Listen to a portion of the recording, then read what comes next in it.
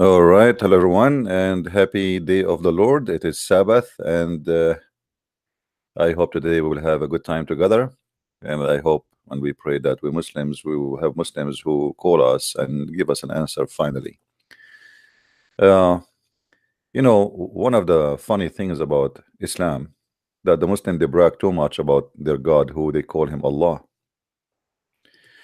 And if you go on YouTube and you watch every single video made by Muslims about Allah, you will find that after watching the video, you are more confused from before watching the video.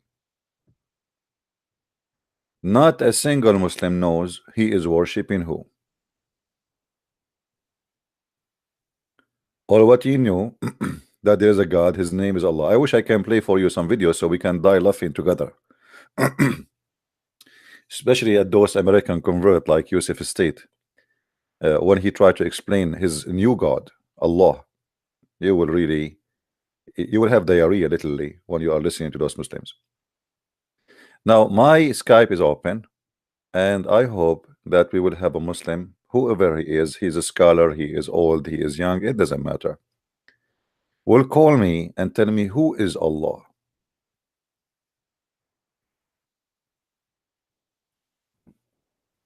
They don't know. It's hard to believe that all those people, they are bowing their ass down every day, bend over, bend up, bend over, bend up, bend over, bend up, but they do not know who is Allah. And be my witness if it's hard to believe. Here we go. We are live on air, and we will be happy to take any call from any Muslim who would like to explain to us who is Allah.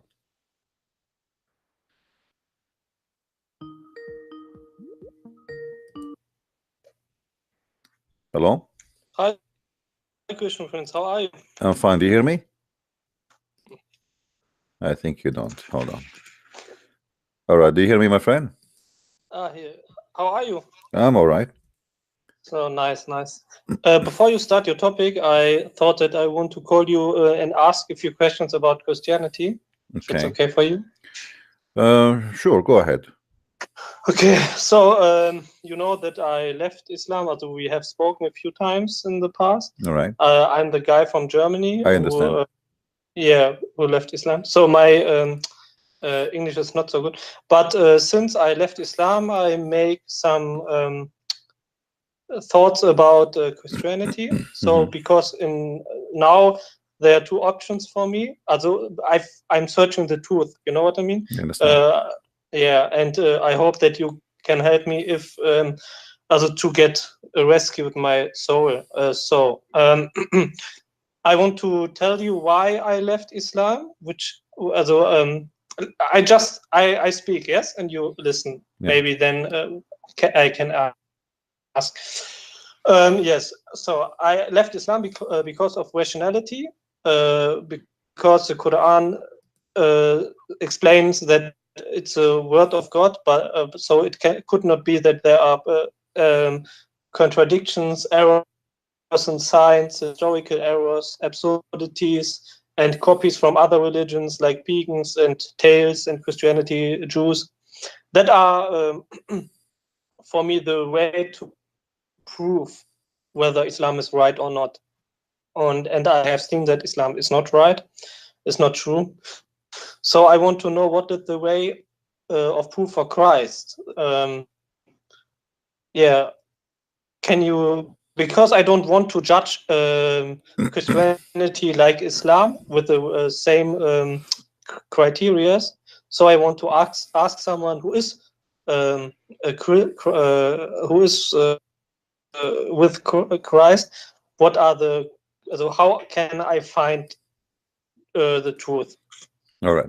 Well, the thing, the unique about Christ is that maybe we don't see him right now, but the second you accept him in your life and you are decent about accepting, it's just not like a guy who want to say I'm a Christian, you will see a huge change in your life. You will be a different person, and here the different person will be noticeable to the point, even if you are a violent man, a criminal, you will turn to be very peaceful, very loving.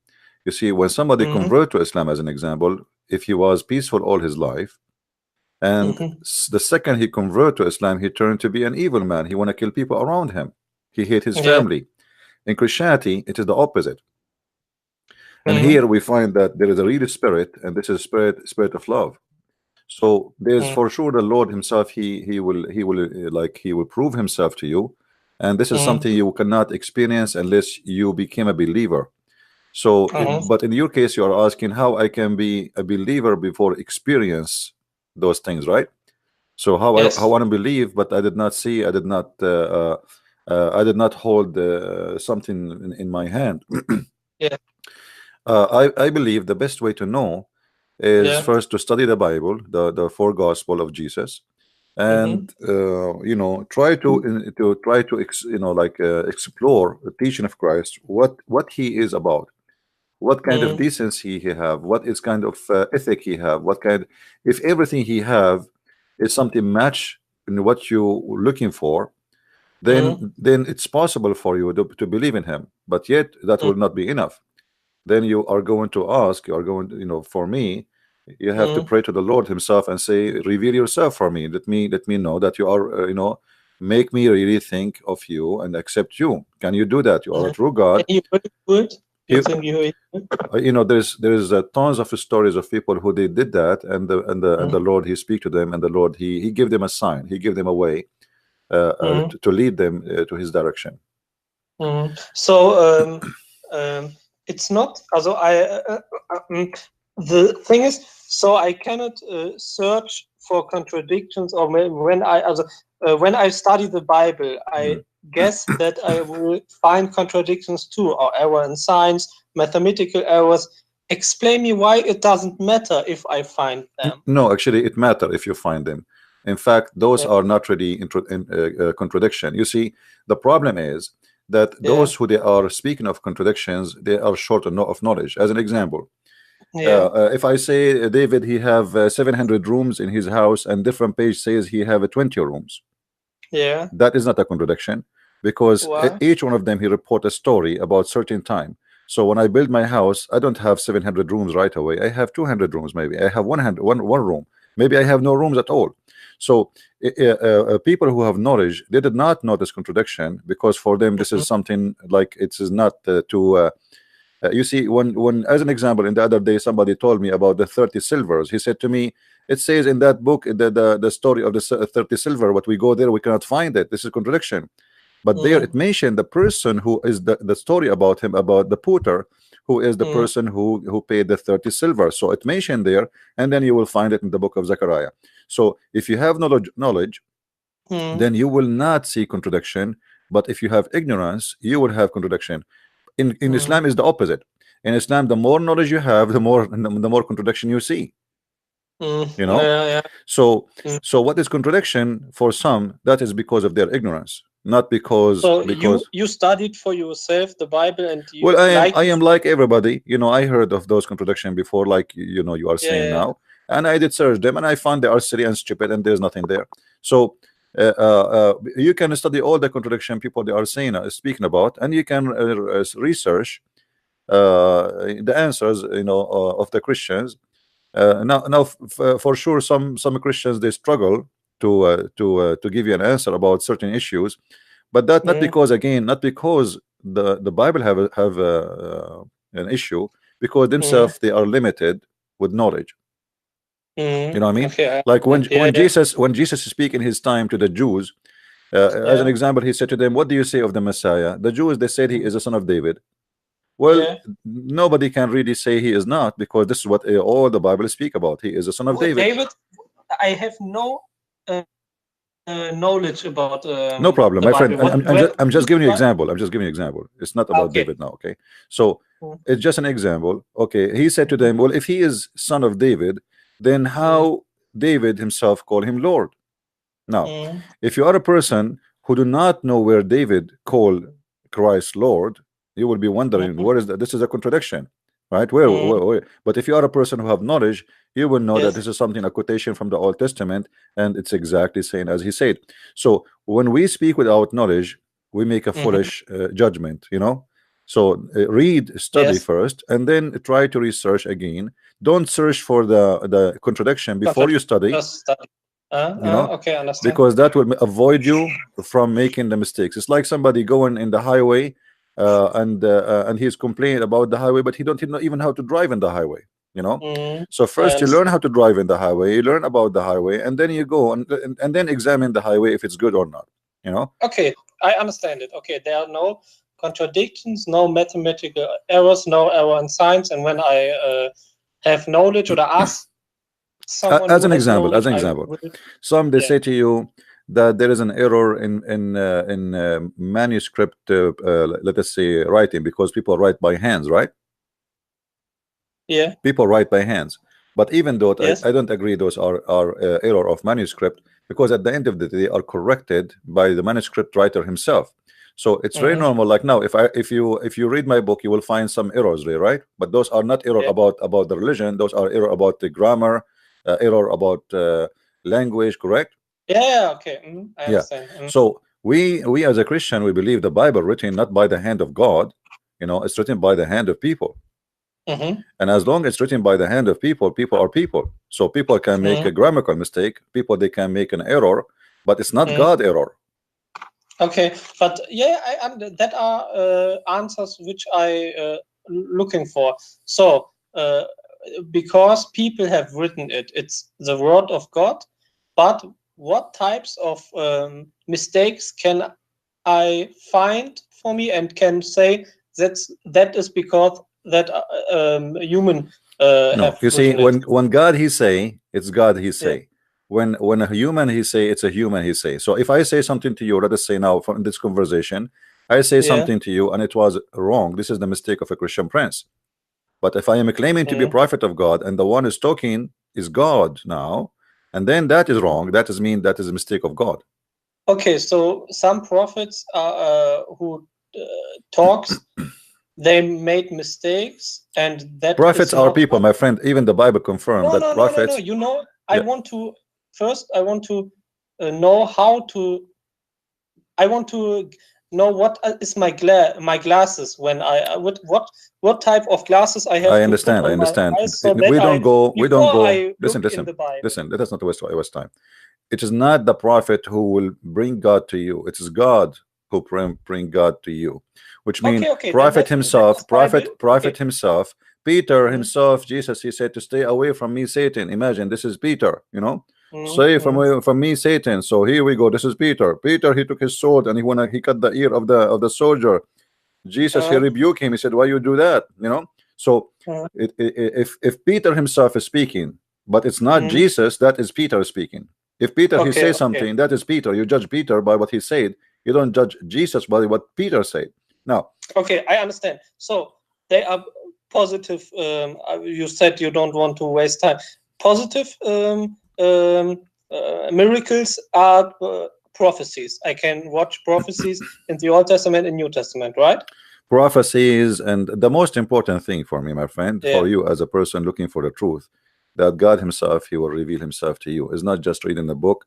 Our book is not a plain book. It's not just it's not a dead text. It's a living. Okay. Then show me a few examples which you are knowing how Jesus has revealed to someone. I just watched my videos, and last week you will find many people call and they speak about how Jesus revealed himself to them. Give me please a few examples, please. Well, everyone have different. Dream? No, not necessarily. Everyone have different experience. Sometimes you read a story in the Bible and you will find that the Lord is speaking to you about you in this story. You will find yourself in the story. So the Bible can be a way, and actually it's very powerful way. It can be that the Lord maybe speak to you, appear to you, come to you, or it can be through other person. Someone he brought let us say to your attention something very important and make you believe strongly that this is what you want. So the Lord, he used everything around us. He used the beauty of a garden in your house. He used the beauty of a child in your family. He used everything around you to show you that this is my made and I am the one who created you. Now this is not metaphorical. This is not something just a spiritual and like fictions. When you feel it, you will feel it, and you will tell me about it. So okay, I cannot make you. No. I cannot make you feel it. I cannot make you feel it. No. I have to show you something. What happened to me the last 3 days. Okay. That was the reason why I call you and why I believe that Jesus already come to me. Wonderful. Okay. Okay. So I want to show it to you. I made pictures. Oh wait. I made the screenshot. I want to. I have to. Okay. First, I explain it, and then I show you the pictures I made. Yes. Okay. When I lied in my bed, I have seen a cross through the Venetian blinds. You know what I mean? Venetian blinds. Mm-hmm. Yes, you know what I mean. Yeah. The light came from a room of a building which is which fronts the building where I am. Yes. Mm-hmm. And only a cross came through the light. Yeah. Mm-hmm. And in that situation, I felt that something comes over me. My breathing was not under control, and I get goosebumps. You know. Okay. Okay, and now I want to show it to you. Yes. All right. So you took a picture of it? Yeah, in a video I made. I was thinking about it, and I want to show it to you. Okay.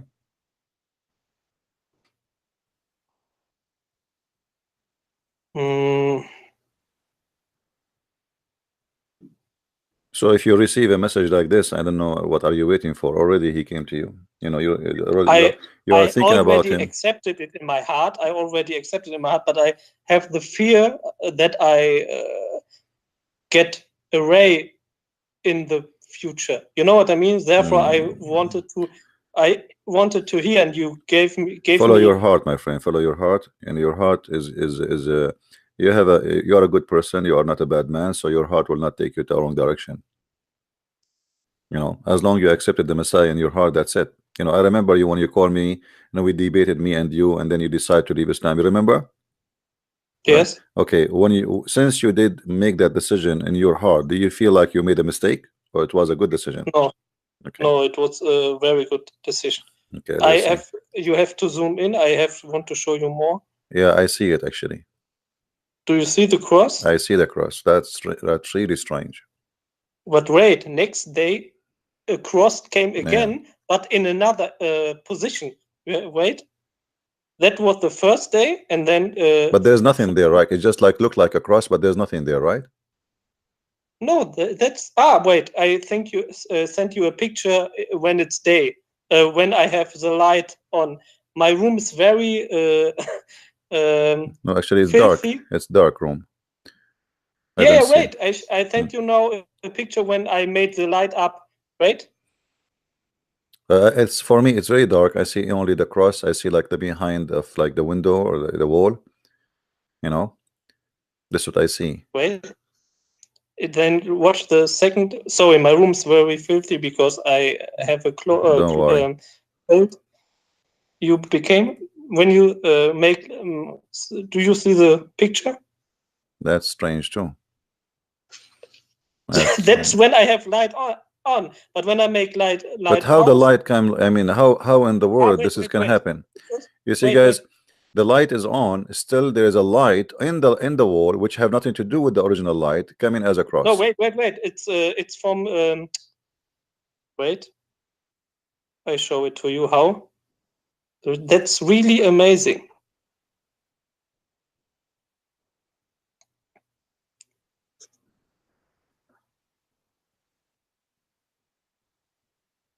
Now you can see how the light is coming from the window.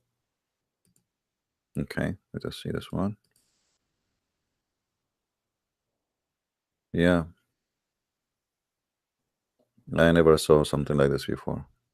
Huh? I never have seen something like this before too. Wait, it's not enough proof for me. I made more pictures. I made maybe 50 pictures. Wait, that was the first day. Yeah. So the strange, even when it's dark, the cross is there. You turn the light on, the cross is there. No. When I turn the light on, it's not the cross. No, because here is the light. I see a light. Even the light is there. That you send me. That light is on, isn't it? Yeah, but now I made the light on, and then it's not a cross. Only when I turn off the light, then I see a cross. No, actually, even when the light is on, I see a cross too. I don't know if you focus with me carefully, you will see. No, wait. I have to go to YouTube then to see it. No, I did not show it in the screen because I need to show us for permission. Thank you. So because before you told me you don't like to show yourself, and I understand. Yeah. Okay, thank you. Yeah. Where's the cross? Because if you look at the line, you see when the light is on. On which picture? The second or the last? The one have light on. If you look at the drapes of your blind, you will see that there is a cross there. You see the light making different, and you will see it's coming as a cross. So there's a line coming up down, and then if you look from the right, you will see one drape. The light there look totally different. Do you see it? Not yet. I sent you 3 pictures, right? Okay. Do you see where the broken drape? There's the broken one. Starting from that, there's a 3 drape broken, right? There's 3 of them. They are broken at the end. When they are closed. Okay. Yeah. There's 3 of them. They are broken. Now look at the one at the top right away, and you will you go like about 5 centimeters away or 10 centimeters, and then you will see the light change from this direction. Can you zoom in and show it on YouTube? Let me do that to you. I will send it to you. Hold on. Because I don't. I will put an arrow for you. Okay. But you have to watch the full proof. That's not enough. That's the first day. Yeah. Okay. Well, I understand, but I mean, even in here, I see something. I will send you a snapshot to your Skype. Hold on. Oh, okay. Thank you. I put an arrow in it so you can see it. Okay. I don't know how to send thing here. Let us see. The file. Okay.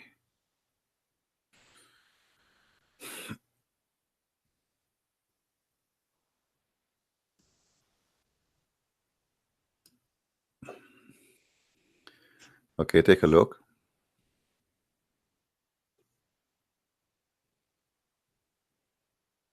Yeah. Do you see how the light changed in this location? Yes. Okay. So you mean the thing which is going from above? Yeah. Where is the arrow? The next to it, you will see the light change. The light of the drape change. The color change. Correct? Yeah. Okay.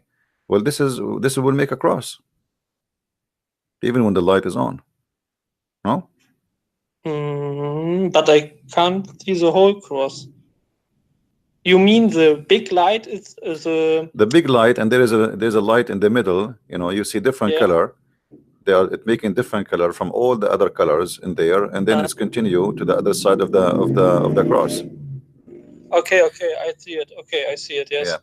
Anyway, what else you have? This is what you have for about this. All these pictures you have.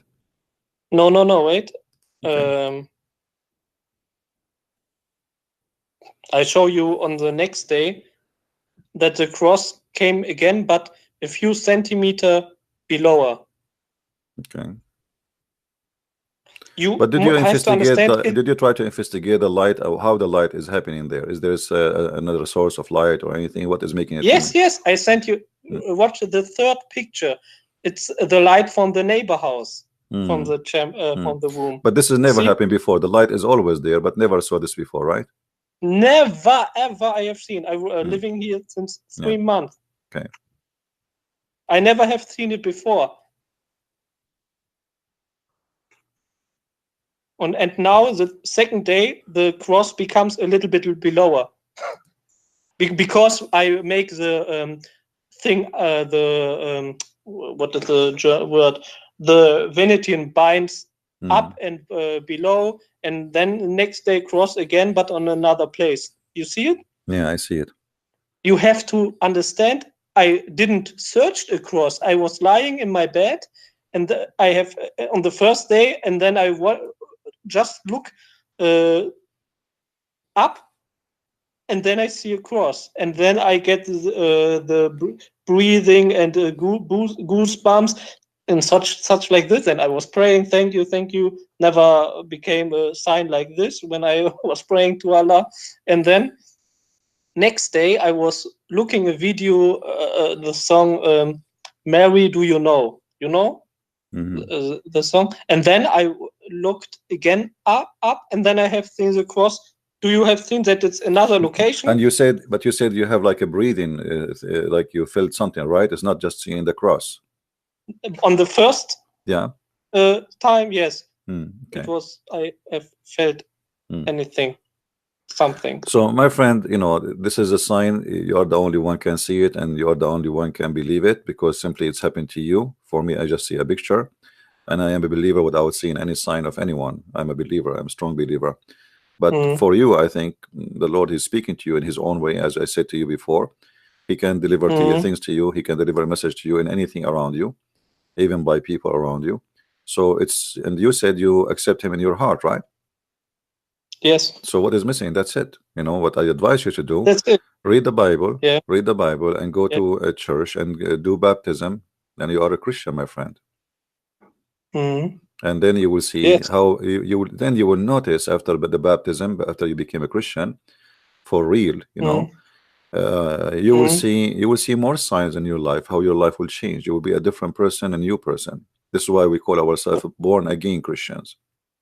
You know. Okay. I'm looking forward to it. Yeah.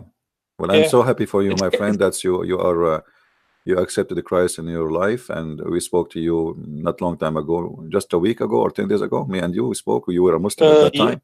Yes. For 2 or 3 days. Yes. Yeah. People who don't want to hear his how he left Islam, you can go and listen. This gentleman, he gave me a lot of hard time. Actually, he was asking questions all over. It took some time for him to leave Islam, but he decided to leave Islam, which I'm very happy for him to have. And I'm very happy for you now that you got your sign from the Lord and you accepted him in your heart. But I encourage you to read more, because the Lord, he said, read the books, search the books. We are not like the Muslims, bunch of ignorant who believe blindly, you know, even though believing in what even the Lord, he says, bless those who believe what did not see, but doesn't mean they did not know. So we have to know. Not only, it's not about seeing things, it's about knowing things. So read the books, study the character of Jesus, the way he speaks, the wisdom. If you want to find even mistakes, and according to you, find mistakes if you want. You know, you can search, no problem. Like discuss things with yourself, with your friends. But you will notice that there's nothing absolutely can be better to follow than the Messiah. I encourage you, and I will be happy to receive calls from you in the future, maybe in 10 days from now, if you read the first gospel, second gospel, etc. And you will notice how every story in the Bible, I advise you, when you read the Bible, not to read the story as a story. Try to live the story. This is what I do. I don't, you know, if I want to understand how Jesus was on the cross, I imagine as if I'm watching a movie. Don't watch a movie to understand what happened to Jesus in the cross. No, because movies are full of fictions and the other things is not there, you know. So don't try to understand Christ from a stupid movie, even if it's a movie some Christians they approve. No, we don't. I don't believe in movies, and none of them present Christ to us. You want to understand the Messiah, you understand him from the Bible, nothing else. Okay, I will do. I sent you a video. I made a video too. So when I changed with my handy the view of it, so you can see how the cross goes away, so that it's only one. There's only one thing shining in this darkness. And it's only one opportunity to see it, and when I'm lying in my bed, not when I stand up, when I go through the room, just when I lie in my bed and looking to the light from my bed. You see it? Yeah. But you, well, the location of your bed is your location, is where you stay. You know. The whole time. This is why it appeared for you in that location, because this is where you will be. I made another video. I don't know whether you want to see it. If you want to see it, I will send you. It's all Not right. yet. No problem. My friend, Because I'm really happy for you. Because I go through the whole room and looking for another cross, but I can't find it. 6 minutes, and then I went through the whole room and looking for another cross, but one opportunity, I'm lying in my bed and I'm making a video from the cross. That's the only possibility to see it. That has to be a sign from the Lord, or not? Well, for me, I believe that the Lord, he spoke to you already. He spoke to your heart the day you decide to leave Islam, before the sign you are seeing now. And I believe that there is something inside you making you go in that direction. And maybe you are not aware of it, but later you will find what it is. I think you already. I think you are already in love with the Messiah. Yes. And already you are a believer. And you need just like sometime like there's a big truck, and in the top of the hill, and there's a little rock is in the front of the tire. All what we need to make this truck run is to push this little rock, and the truck will run. So you are a person waiting for the little rock to be removed from in front of you. You have a still little rock in your life, and it is bothering you. It's not letting you go. And here we go. The sign make that little rock go away. Yes. Okay. Thank you. I praise the Lord. Well, we will pray for you, my friend. I will ask all the Christians who are watching to pray for our brother here, who left Islam just a few days ago, actually, after we debated. Few days ago, after debating with me, and he gave me a hard time. And here we go. He accepted the Messiah in his heart, and I hope soon he will get baptism and he will know what it's meant to be a real Christian, not a fake Christian. Not everyone is born from a Christian family is a Christian. Christians is somebody who is born again with the Messiah by the Holy Spirit. So we pray for you, my friend. I hope soon we will have a good news from your side. Okay, I will. Thank you. Thank you very much for calling. Thank you. Thank you. I have to say thank you. Bye-bye. All right. Well, it's amazing how people they change, and how the word is powerful to change the life of somebody. When he called me, he was in like he had a lot of questions trying to prove me somehow wrong. But he himself in his heart, he have a doubt about Islam for sure. And at the end, he decided to leave Islam because he is a person who decided not to be fooled. As you see, until now, we are asking Muslims, who is Allah? They don't know. I mean, how in the world you or anyone or me, we worship a person we do not know who is he? Look, just to show you the fruit of Muslims, they call me names. If you see the names they call me, son of Muta. A Muslim calling me son of Muta. The funny, if Muta is bad in your cult, if Muta is a prostitution, and we Christians, we don't do Muta, it is your Muhammad who came with the Muta. So why you don't say that your prophet himself is a son of Muta? Was your prophet himself married, his mother married to his father according to Islam? No. Is it true that your prophet, the sister of Waraq ibn Nawfal, she offered him 100 camel to sleep with her, but he was in his way to sleep with the mother of Muhammad, which means he was a gigolo? Go and educate yourself. And as long you believe that Muta is bad, and you are saying to me son of Muta, that's mean you believe truly that Muhammad was a Muta person, because he is the one who come with the law of Muta, that a woman, she can take off her panty, and rent her vagina to somebody. Let us see, we have Abdul want to talk to me.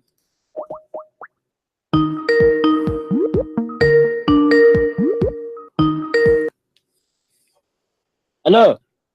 You again? Yes. Somebody saying to me, the son of Muta. What do you think about the Muta? Yes, what's wrong? Tell me, what is the Muta? The Muta is a woman, a Muslim woman.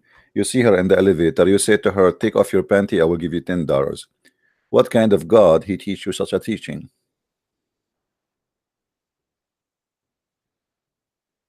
Where does it say that in a hadith?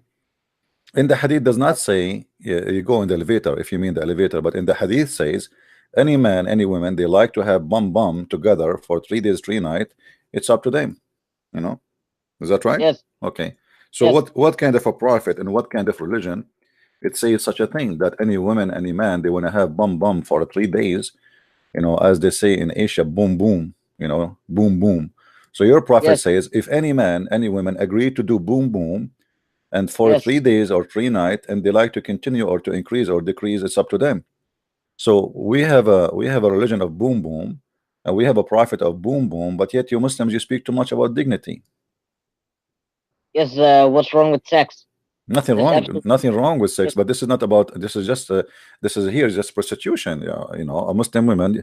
So if your sister, she is going in the elevator and she see Muhammad hijab, and Muhammad hijab, he said to her, "I want to do boom with you for $10." You have no problem with that? No. No. Okay. Why But you don't have a problem with that? Why you don't have a problem? Just because you want to make $10? oh, I'm having a problem because if he marries her, then he can do it. But this is not marriage. This is about sex. That's why it's called muta. What muta mean? What do you know what muta mean in Arabic? No. Muta in Arabic mean joy of sex.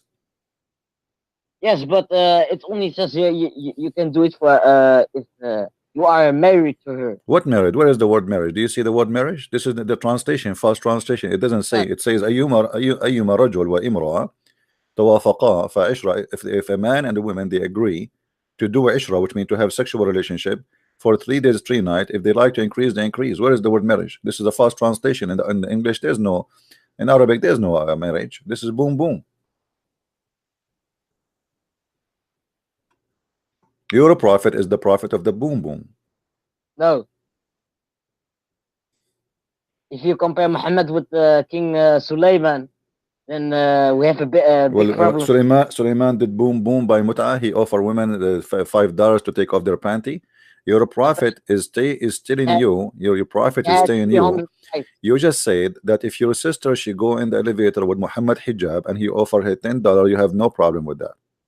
No, that's different than what do you mean different? What do you mean different? This is you have to pay her. Isn't it true that you have to pay her money? No.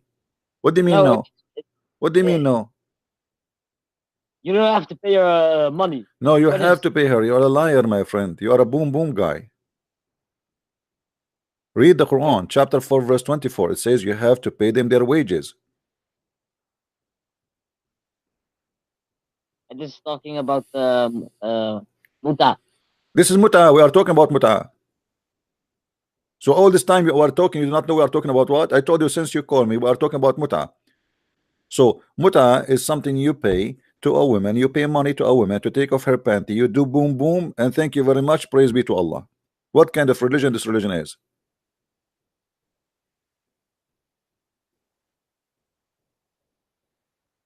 Your God is the God of boom. No. What do you mean no? If you are in heaven, you have sex also. If Christianity is a true religion. No, in heaven we don't have sex in Christianity. What? We don't have sex in Christianity. This is why you Muslims don't like to go to heaven of Christians. You like to go to Las Vegas, heaven of Muhammad. What kind of God is giving you such reward? Because our God is holy. Your God is the God of the boom. Your God is imported from Thailand, from Thailand bars. You know, your God is coming from there, literally. So you collected your God Allah from the boom land, and you imported him to Arabia, and now you worship the boom God, and you believe in the boom and everything in your religion about boom. May Allah boom you. Okay, let me just give you. Let me ask you. Do Allah will do boom? Is Allah going to do boom? No. What do you mean no? What if I show you that Allah himself would do boom too? Okay, show me. What you will do if I show you? You promise me you will leave Islam? Yes, I promise. Show me. You promise? Yes. I don't believe you. Okay, swear by the fig you will leave Islam if I do. I swear by the fig. I swear by the olive too. I swear by the olive. Oh, okay. Why you swear by the fig? Do you worship fig? My friend, this is not the topic. I know, but I'm asking you why you accept so fast to swear by the fig. Is that because your God Allah he swear by fig? Yes. Okay, why your God is swear by the fig? I don't know. Okay. We go to the tafsir and we will see your prophet saying the following. Okay. And your God, actually. Boom, boom, God. You see my screen? Yes. Okay. Why you always shout? Yes. Why? Take it easy. Relax. Drink some camel urine. This is chapter 21, verse number 17.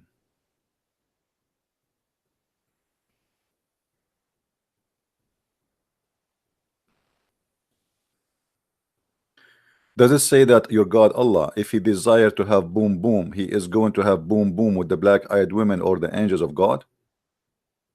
If he desires it, but he doesn't. It doesn't matter, but it says if he want to do boom boom, he will do boom boom with the virgin Huri.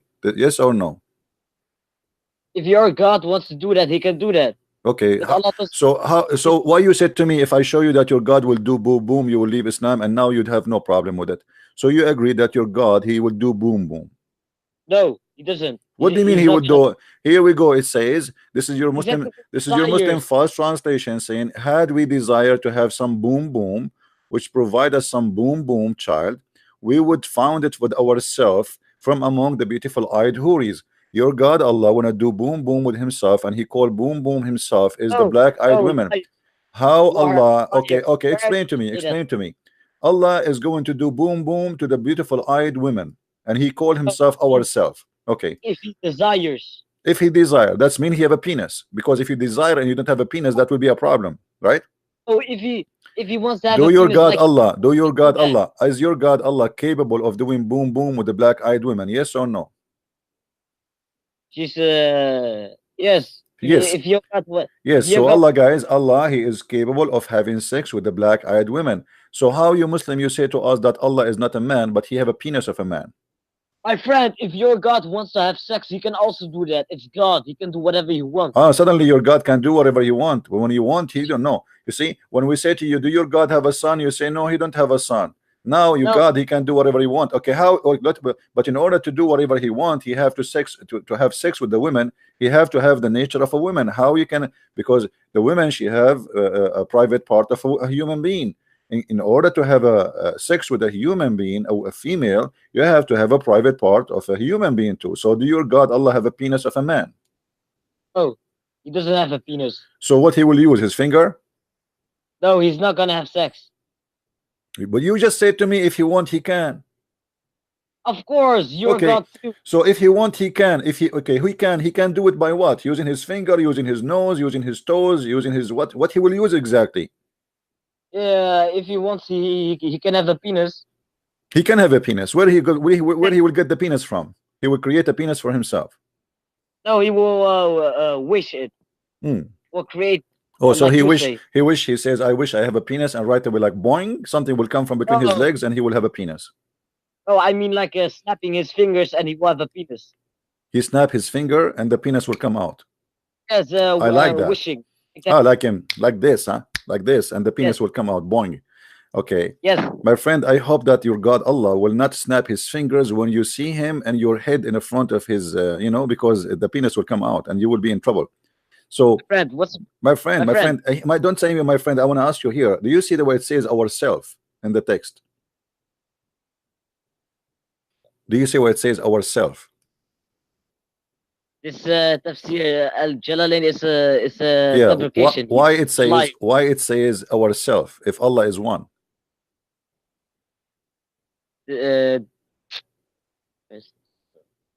What is angels and no Allah saying ourself. Allah speaking about himself, saying ourself.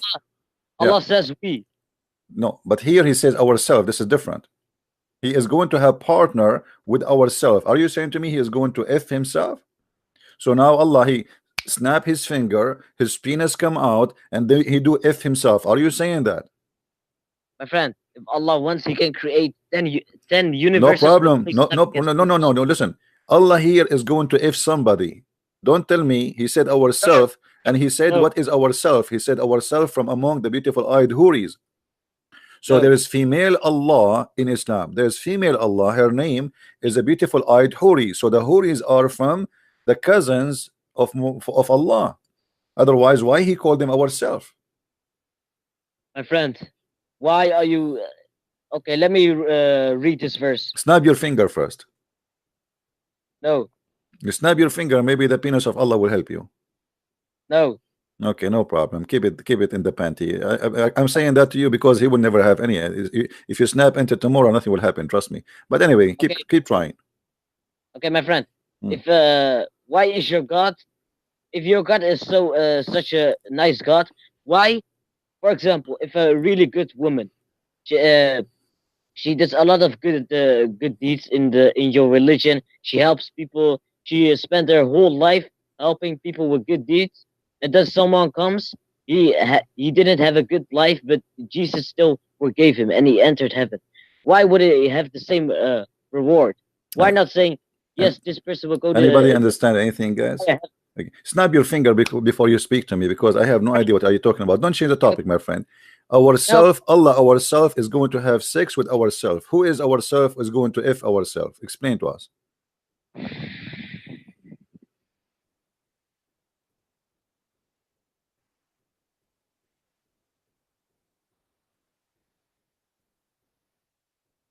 I don't know. Why you do not know? By the way, I like the idea that your God is going to have sex with the angels, because as you see here, it says he will have sex with the angels. But angels in the Quran, they are male, don't you know? My friend. No, don't tell me my friend now. I want you to answer me. How Allah is going to F the angels when the Quran confirmed that the angel of Islam, they are male, not female? Because he's not going to F them. Well, here we go. But he said, if we want to have sex, we will have sex either with the black-eyed women, Huri, or with the angels. Okay, the angels are male. So your God Allah will snap his finger, his penis will come out, as you said, like an antenna for a fancy car. For sure his penis will be long, really. He's Allah, I mean, he's Akbar. And then he is going to have sex with Jibreel. And then after 9 months, we will see Mr. Jibreel coming down to earth to Muhammad, and he's a Britney. How your God is going to have sex with Jibreel? Let me read this verse. Read the verse. And then to take a division, we could have taken it from with us if indeed we were. If some tafsir says this is about that topic, why you saying such thing? Nowhere here does it say Allah is going to F them. It says here to take a partner. In Arabic it says here lahwan, he will take a partner. Do you see the word partner? A partner, so he can have a child. Do you see it? Allah want to take a partner so he can have a child. He want to have a baby. Me, you know, he want to have a baby. So Allah now he want to take a partner in order to make the partner pregnant. How you make a partner pregnant? You make it by having sex with them, correct? So he snapped his finger, as you said. He snapped his finger, like, you know, I saw actually Muhammad Hijab saying, show me, answer me, silence me. Looked like he was having sex at that time. So here we go. Allah, he snapped his finger, partner, a child, and then we have bingo, and we have a beautiful eyed woman, and we have two options for being boom boom, either the beautiful eyed women or the angels. In Al-Jalalain. Yes. Oh, okay. And so how Allah will have sex with the angels? They are male. Because he's not. What do you mean? Let me ask you. Do the Muslims in the heaven, do they get Muslim men, do they get pregnant? No. What do you mean no? If I show you, what you will do? Okay, show me. Okay, I will show you. But don't do anything to your, like, okay, don't get pregnant. Okay. Okay. Let us see.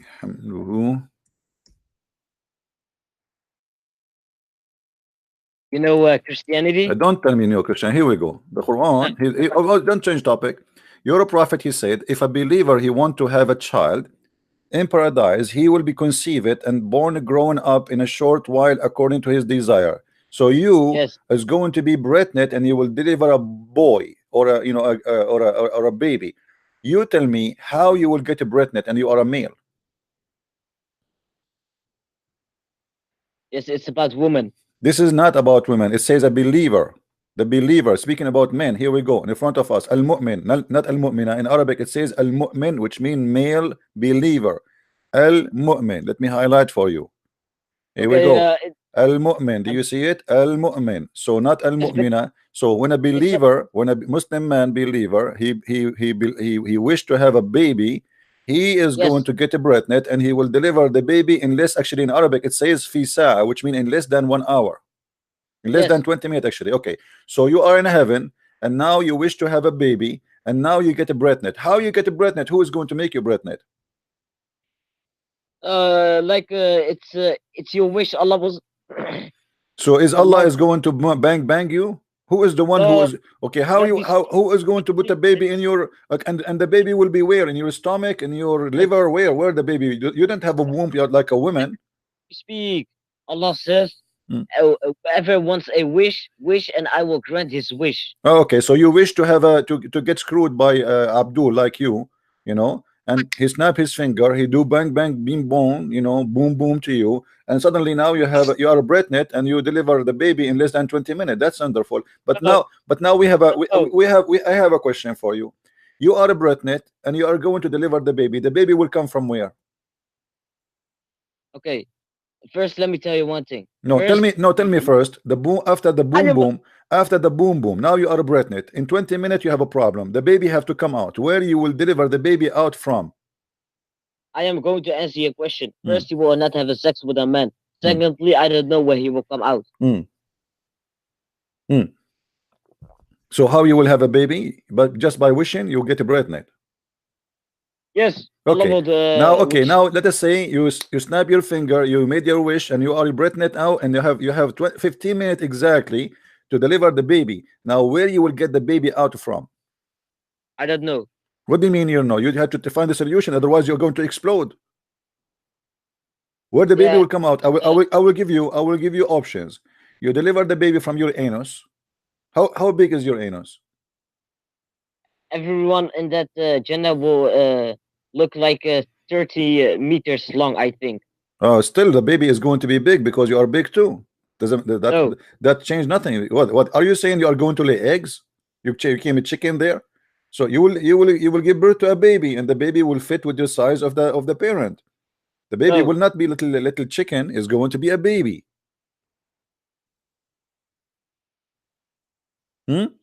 Where you will deliver? I want you to think with me. Where you will deliver the baby from? Until now, you did not give me an answer. Where the baby will come from? Out of your anus. Out of your anus. Your anus, not mine, because I'm not a Muslim. I will not be there. Okay. So you Muslims in the heaven of Allah, you will shit babies. If a man wants to, yes. Okay. What a shitty kids you have. I mean, if your baby are coming like shit, that's shitty religion, man. Anyway, you know, I really like talking to you, but we have to give a chance for other Muslims to call. Do you mind to take a break so we can receive some Muslim calls and you can call me later again? Yes, but can I show you one hadith? Just 1 minute. You want to show me a hadith? Is it like about boom boom? No. Is it about Allah? About Muhammad. No, I want about Allah, because we are asking the Abdul like you about the God of the boom boom, Allah. Can you show me something special about the boom boom God? Yes. Okay, show me. What do you want to show me? Okay.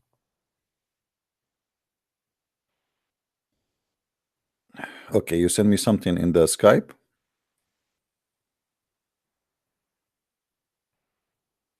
What is that? What Sahih Muslim book number? What does that mean? Just search it up. Okay, tell me, what is that? Okay, wait. Is this the hadith about how to make hummus? No. It's about to do what? Boom boom? Okay. Yeah, I'll send the link. Okay. Oh, okay. So okay, so you want me to put that in the screen? Yes. You will promise me you will not be sorry? I will not be sorry. Okay. Muhammad, he said that the human being is created of 60, every child is created of 360 joint. If you go and search right now, you will find that this is a very bad mistake, my friend. Nope. Most scientists agree that a No, human nobody, body. nobody agree. This is stupid. This is the Muslim fabrication. They try. Yes, yes. No, no, no, no. No, you are. You know, I have this even in my book. If you read my book, you will laugh at this. No. Okay, hold on. So Scientists agree okay, that a human body has. okay, hold on. If we now show you how many joints a human being have, are you willing to leave Islam if it is not in agreement with your prophet? Okay, you sent your what scientists agree with your statement, and I'll send mine. You know, you will send me an Islamic article written by Abdul. How many No. join? How many join? Okay, no. You see, you are the one who mentioned something to me. Either you accept it or you don't accept it. By scientists. Scientists, yeah, scientists. They are not boom boom scientists. You know, they are real scientists, not an article written by Abdul. No, it's not by written by a Muslim. It's written by a scientist. It's written by scientists, but isn't it an Islamic article, brother? Okay, I'll show you. Isn't it an Islamic article written No. by scientists? Written by scientists. Yes. Your prophet even do not know how the baby is made. Yes, he says. Yeah, And by the way, why is it 360 joints? Do you know? my friend. My Don't, friend, my uh, friend, my friend, Don't my mention friend, Turkey. my friend. No. Know what?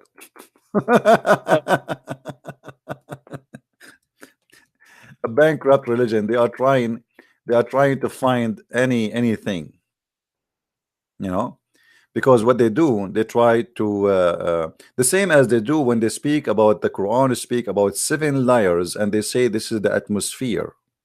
Is that correct, Abdul? I don't know. Yeah, I didn't know. Yeah, In one verse it says that Allah has created above his 7 strong heavens, but I don't know if that's about the all those are made up false fiction stories, and there's no proof of them. All of those are false stories. It says in scientist studies there are between 200 to 400 joints in a human body, and yes, this is what it says. Yeah, I'll show you. I will show you too, my friend. I will show you. Do you want me to show you? If I show you, do you decide to leave Islam, my friend? I'll show you mine. No problem. If I show you, you will leave Islam, my friend. Do you agree? Yes. Here we go. Expert answer. There are 200 to 400 joints in human body. Click on my website. Do you see, my friend? Click on my no, your website is made by the Abdul, and we laugh at it. No. Here we go. This is expert answer. How many joined? This is not a Christian website. This is not a Jewish website. This is not a Hindu website. How many joints are in the human body? It says between 200 to 400, which means they are depend on how you count them. Now, you are why you Muslims are shish kebab trying to cover the boom boom God issues? You're a prophet. Let me, if you're a prophet, he knew how many joints a human being he have. Then he should knew how the baby is generated. Look what your prophet he said, and we asked you the same question just a day ago. You remember? Do you remember when you said to me that your father is a black and your mother is a black, but you are white? No, my parents are white. My parents come from North Africa. They come from Tunisia. I don't know. I asked you. You said to me they are black, and then you said to me you are white. No. Okay. Do you is the science? No. Okay, listen, Abdul. Can you find me a science? We showed you in the first one you mentioned to me that this is stupid. Can you find me any scientists agree that if somebody have orgasm first, the baby will look like the parent? 360 joints is true. No, they are not. It's a fiction. I just showed you. Get you busted. Look at my website. What website you have? What website? I send you some. I will send you more. You sent me. Well, I just get the answer already. I just search in Google. General. I get the answer. Right. Most scientists say it is 360. No, my friend. No, this is not true. Yes. No. Yes, it is true. It is true. Well, people, they can search it and they will laugh at you anyway.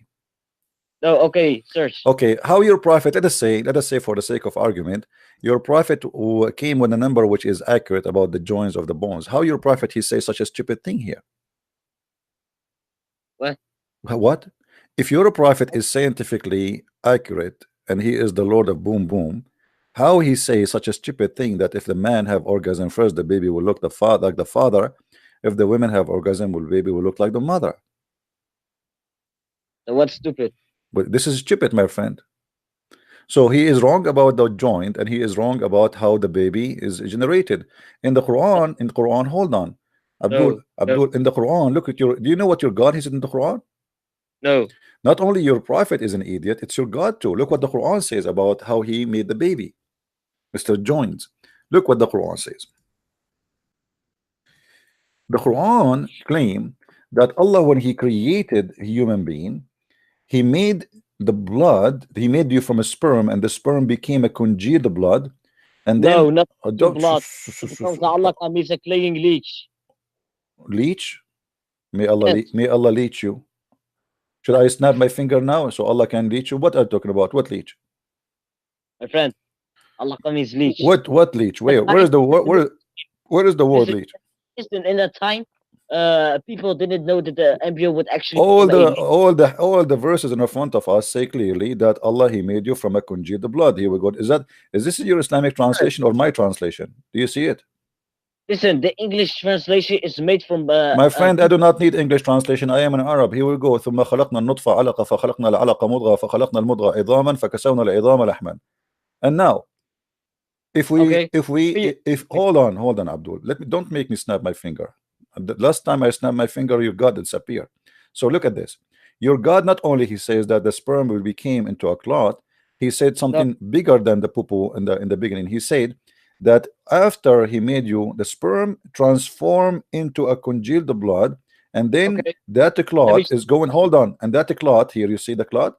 That clot will become a lump, and the Muslim they between two brackets two fetus. It's a translation. In the English, in Arabic doesn't say the word fetus. This is a lie, but they say a lump. We will go with it. A lump, simply a lump. Guys, do you know, like when you eat some meat and then there is like a part of the meat is kind of like almost a bones. Like as an example, if you are making trying to eat the joints between two bones in an animal like a goat or a sheep or etc. That's what he's talking about. So it's like something you cannot you cannot chew. It's not bones yet, but you cannot chew. It's like half bones. So here he make you from a clot into lump, and then he made you a bones. No, hold on. And then he cloned the bones, and then he closed the bones with the flesh. So your God, hold on, Abdul, hold on. May Allah bless you, Abdul. May Allah bless you and give you all the shish kebab you wish to have in your life. So let us talk. We cannot talk at the same time. Hold on. Shut up. Okay, I'll be rude now. Get lost. So the God of Islam, he's saying that in this stage, Allah he make you only bones.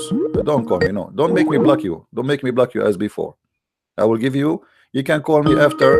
I will block you. Don't do that. I'm telling you, I will block you. You can call me after 30 minutes from now. There we go. Okay, you are asking for it. What idiot. Here we go. Block you.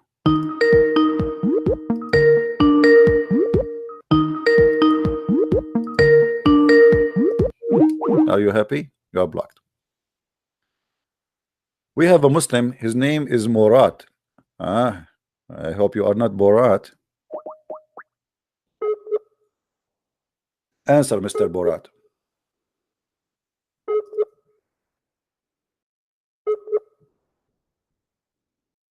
The Muslim who's calling me liar, why you don't answer? Or maybe you have a bad connection. So according to the Quran, according to Islam, according to the verse in the Quran, this is how we look like when we are babies.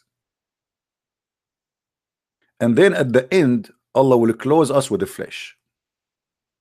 Who is the idiot here?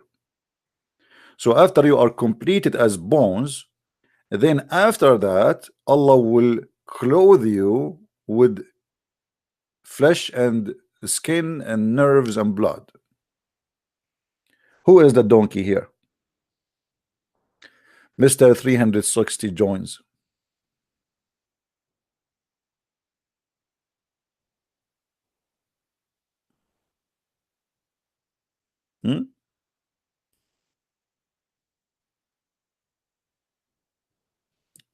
Any Abdul would like to call us? This is what the Quran is saying. Here we go. I'm not making things up. This is the Quran saying that he will make you bones, and then after that he will clothe you with the flesh. After he make you bones, then he at the end he clothes you with the flesh. Do you see it? I'm not making things up.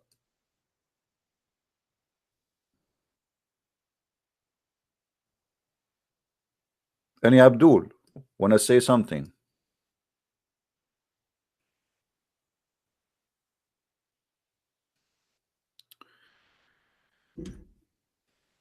I am Allah, worship me. I am the one who knows everything. Ask me. Question there. How they make ice cream? It's very simple. You bring a woman, she have big breast, and she just gave birth to a baby, because that means she have milk. And then you put her in the mixer, you shake her a lot, and then after that you squeeze what is in her breast, and that will be called yogurt. Hello? Yeah, just been looking at that thing about the bones, and the very first time I actually do look at the Google, it does say 360, and when I look further, where there is actually a little bit of scientific documents, it says 206. So how come Google is doing all this crap about giving us wrong information? I mean, this is really, really staggeringly stupid. That no, it's not. It's not the fault of Google. It's the Muslims. They flood the internet with fake articles, yeah. And then Google is just a search engine, and whatever you search is going to come in the top according to the search engine. Okay, and the second thing you ended up saying, and I've been listening now to you for a while.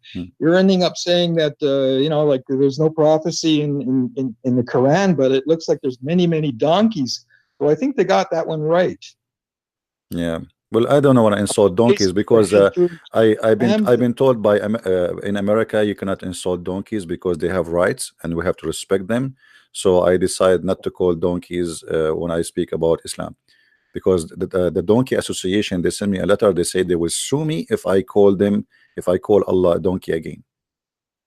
No? Well, I do apologize. You're absolutely correct. Correct. Thanks. Take care, my friend. Thank you. Okay, bye. Thank you.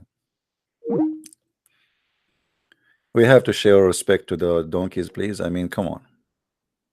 We know better. Donkeys are very peaceful and they are smart, actually. I remember actually once we went to a village in the mountains, and the villager, we are a bunch of teenage, like kids. We told him, he said, take the donkey with you. We said, why you want to take the donkey? He said, how you want to come back? I said, what? He said, if you go in the mountains, you will lose your way. There's no way to know direction, how to come back. He said, okay, what the donkey would do? He said, oh, when you want to come back, just let the donkey go and follow him. And this is exactly what we did. You believe it or not, the donkey took us home. And not only that, he took us in a short way.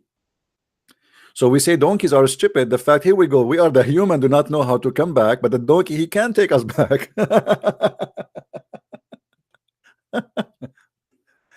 Oh boy. Okay.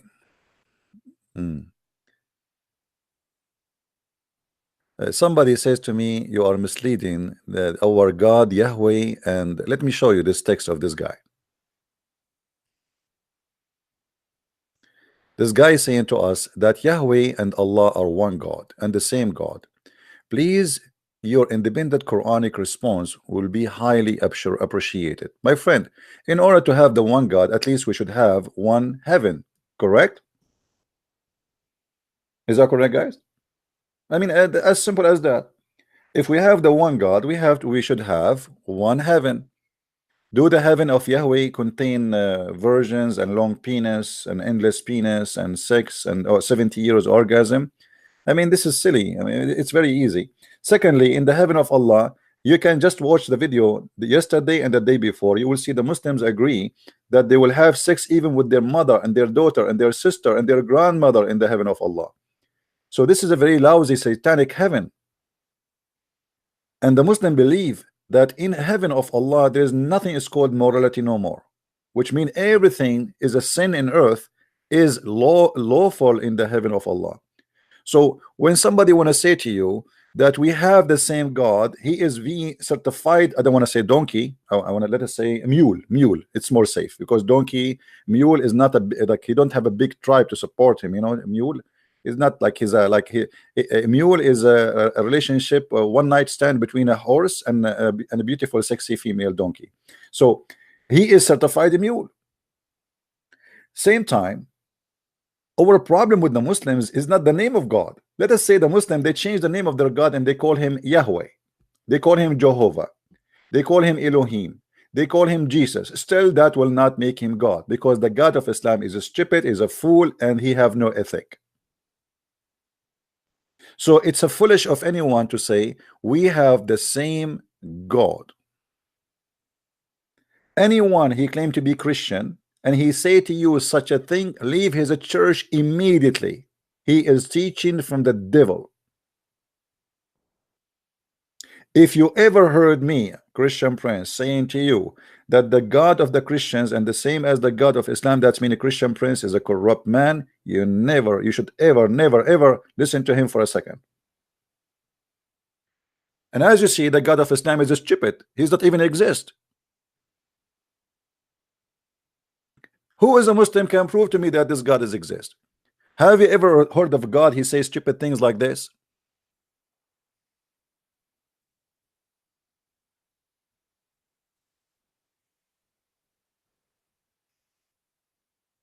Right?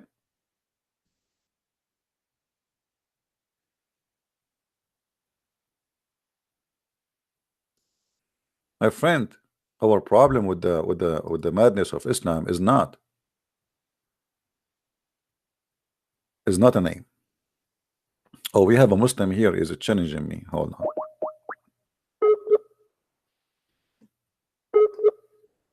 I like it when a Muslim here challenge me. I feel like there is fear. I'm scared. He's not even answering now. I mean, they say debate me, and then when we call them, they don't answer me.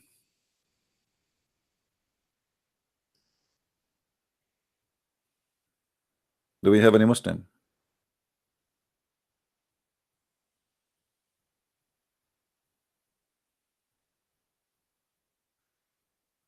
I am asking the same question, who is Allah?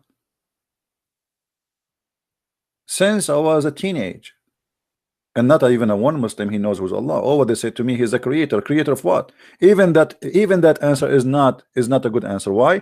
Because the Quran says that Allah is the best of the creators. So how Allah is the best of the creators and you say to me Allah is the creator?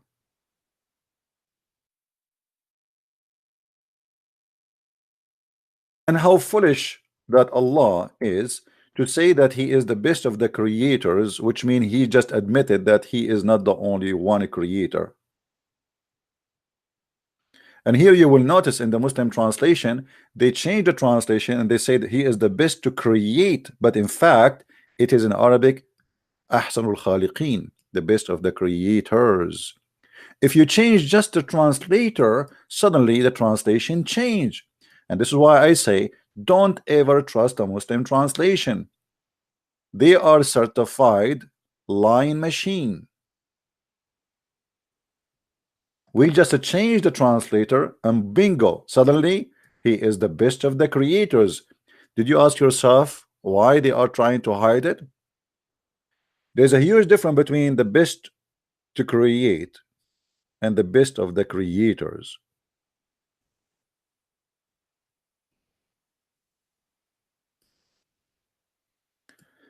We repeat our question again. Who is Allah? Rahim, how are you, Rahim? Rahim, what was your name in Skype? Let me call you Rahim. You want to call me Rahim? What was your name in Skype, my friend? Rahim is a smart Muslim. He is smarter than the rest. And yesterday we got him busted, so he cried. And he went crazy. Aren't you the one we got him busted yesterday, Rahim? You want to try again?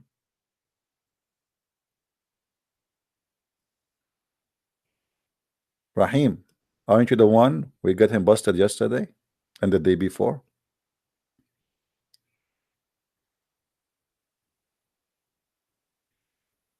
You know, sometimes the Muslim, they force me to block them, like the guy who was calling me non-stop, because, you know, we tell them, just give me a break, you know, to take other calls, and they keep calling, annoying. So Rahim, what is your name, my friend? What is your name in Skype? I will call you myself.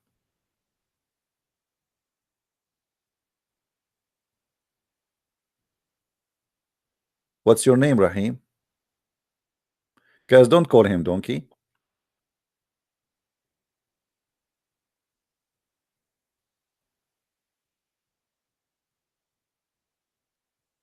Abdul is the name. I have many Abdul here. That will be endless way to find. I mean, do you know how many Abdul I have in the list? I mean, what kind of a name you have, my friend? Abdul? Is it Abdul? Because the guy, I just blocked him. You are the one who was calling me a second ago, Abdul 113. Are you the one who just I block him? Abdul 113. Are you the same one? By the way, once I was in the Philippines and I was going in the elevator speaking in Arabic. There's a Filipino Muslim. He heard me, so he said to me, "Assalamu alaikum," because he thought I'm a Muslim. I'm speaking Arabic. You know, for them, those idiots, they think anyone who speaks Arabic is a Muslim. So he said to me, "Assalamu alaikum." After I finished my call, I lost connection actually in the elevator. So I said to him, "Wa alaikum assalam, Abdul." And then he looked at me. He said, "MashaAllah, how you know my name?" I was like, "What?" MashaAllah. He was like, "Wow, how he knew my name." You should see his eyes like coming out. MashaAllah, how you know my name? I said, all of you are Abdul, aren't you?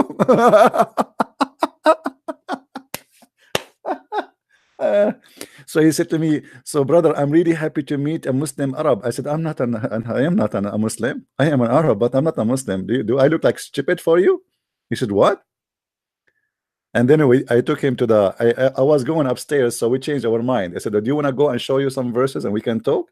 So I took him and we sit in a garden close from the building, and we start, and each time he said, "There's no way." Huh? Where? No way. Huh? Where? No way. Huh? No. I mean, this Abdul was getting dizzy, his eyes like, ooh.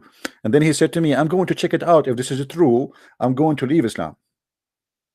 And then after that, it took time. I saw him second time. He was with his wife, and she is wearing a burqa. You can tell they are crazy, terrorist style.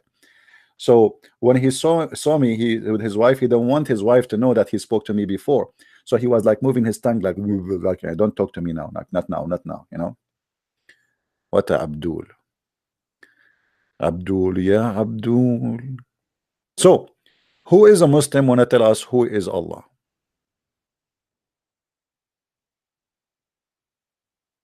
Who is a Muslim? Want to tell us who is Allah?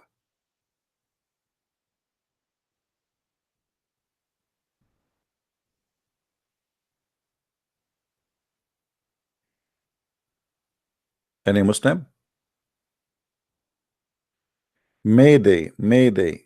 A Muslim answer is required. Until now, we could not find one Muslim knows what is Allah. You worship unknown God. How funny, how silly. Isn't it weird that you repeat to us, Allah is God, Allah is God. The second we ask you who is Allah, you have no idea. You go in disability. You give us speeches about the amazing Islam, but you do not know anything about your amazing God. That additional to that, he have an amazing, magnificent leg and foot. Shia is the same garbage, Shia, the Shia and Sunni are the same, it's like two images for one coin. one in the front, one in the back. Both have the same madness. But actually, Shia, they are more stupid. I mean, like as an example, the Shia believe, if you have my books, you can go and read the six and Allah. I don't know how many of you have those books. You will see the Shia believe if you wear black shoes, your penis will not function. And guys, I feel sorry for you if you wear a black shoe. It's proven scientifically that if you are wearing a black shoe, your penis will not work, and not only that, you will lose your sight. And this is proven scientifically. And the Shia, they tell their followers that you have to wear a yellow shoe, because yellow shoe will make your penis powerful and your sight will become so strong. This is why Hezbollah, they have a yellow flag.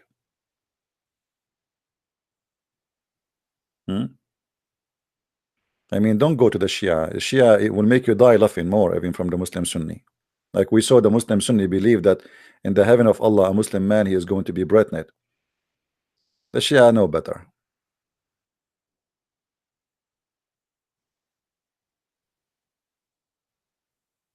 Any Abdul?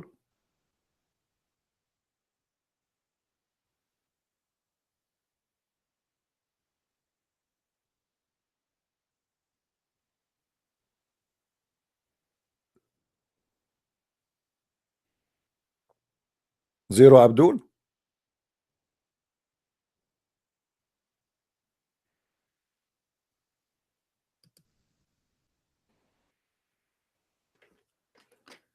So just to make it simple and clear, those Abdul, they are worshiping a God which is unknown.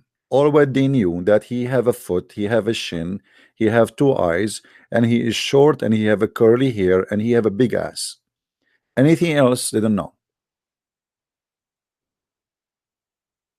My shoe is black. I cannot share that because that, you see, I'm trying to find a wife, my friend. If I tell what kind of shoe I'm wearing, then women, they will not maybe like to marry me. Hello? I mean, don't do that to me. I think those who they own dating website, now they are going to add one section to the profile, the color of your shoe.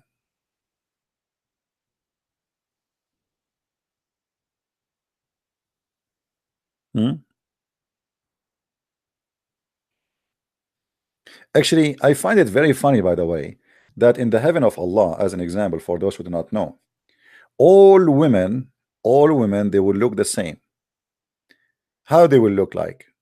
Anyone remember? We just yesterday we showed you the picture. Hold on.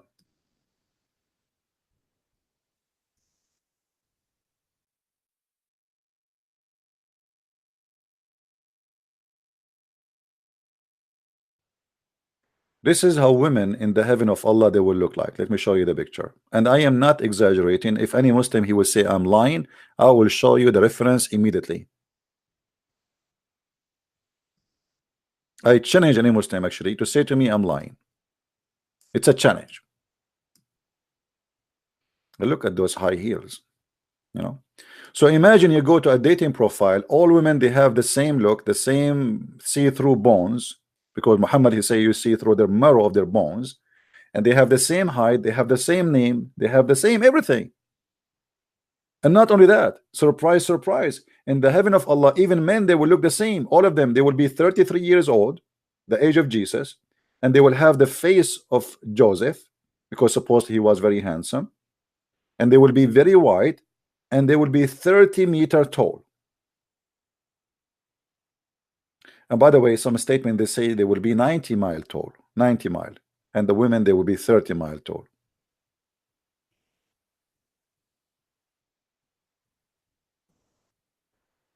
Do we have any Muslim here? Sorry guys, I am putting this in front of you. You might get tempted. Let me tempt you more. Look at this, man. Look at this. Oof.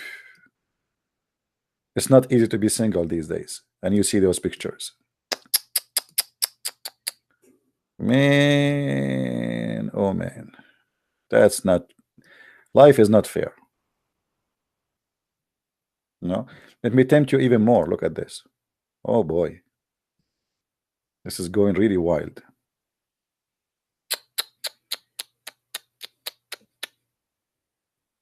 It's getting hot here. I mean, this is somebody open the windows.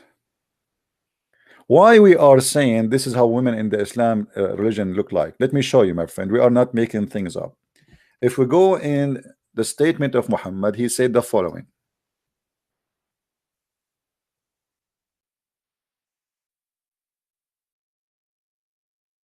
Do you see it? He described the women in the heaven that they will be so beautiful, so beautiful. I think should I squeeze it more? So beautiful.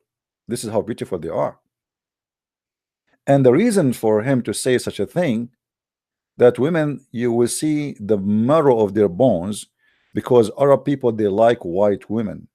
So if you are dark-skinned women, sorry, Arab don't like that. So Muhammad, he want to satisfy the sexual fantasy of his people, the Arab. So he promised them what they like.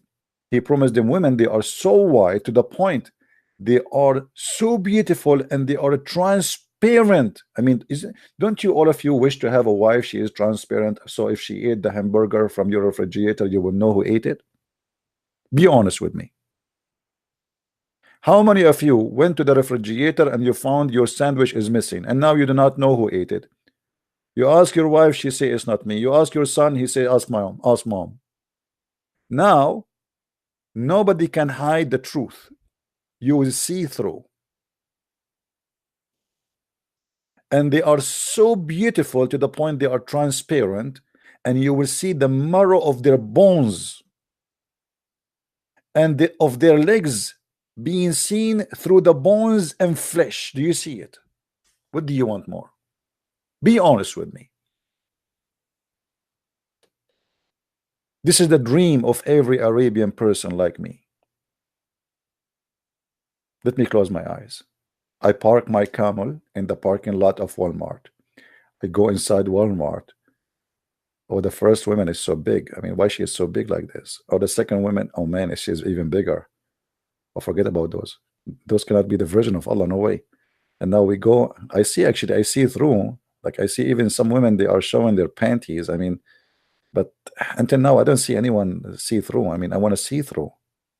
I keep going. I don't, what is that? I mean, this is really scary now. I better go out. I think I went to the wrong heaven. Walmart is not the heaven of Allah, obviously. Let us go to a different place. I will go to Macy's. You go inside Macy's. Oh, still in Macy's is not working. Still, I don't see through anything. Yes, women there, they are not that big there, but still, it's not. Let us go to a striptease club.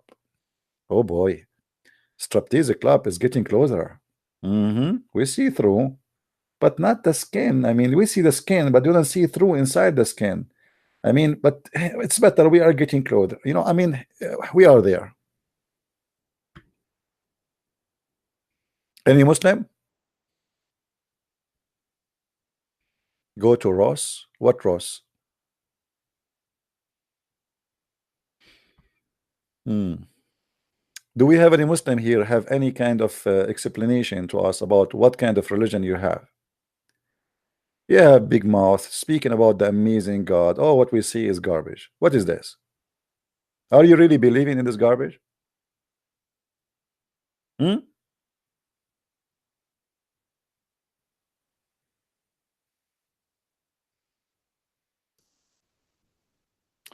But the good news, you see, yes, Muhammad, he said to them, let's see different hadith. Hadith in Arabic mean a speech, a speech made by Muhammad or his companions.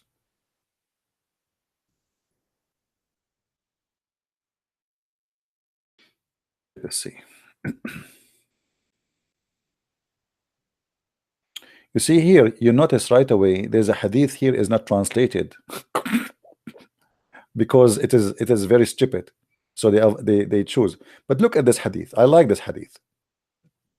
Brothers and sisters, read carefully, please, with me. The messenger of Allah, SAW,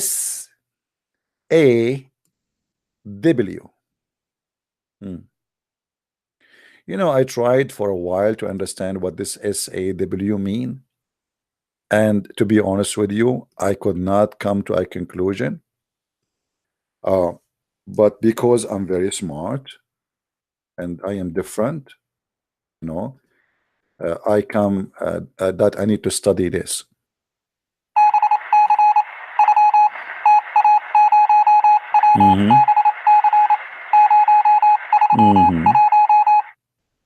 Okay, I think this is like Sasuke after wide wet dream. Sasuke after wet dream. Okay, so here we go. The Prophet Muhammad, peace upon him, SAW FMAM, you know, he said,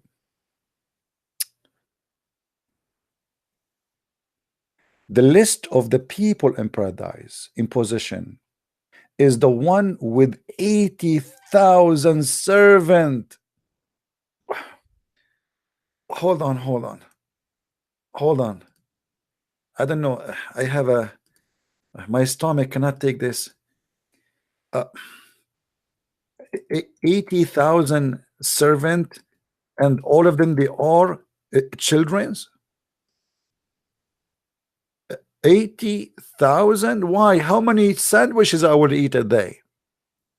80,000 child who they are naked and they are so white and they would walk around me all day to serve me. 80,000. Are you sure? I mean, are you sure? This is Mr. Bean. Are you sure?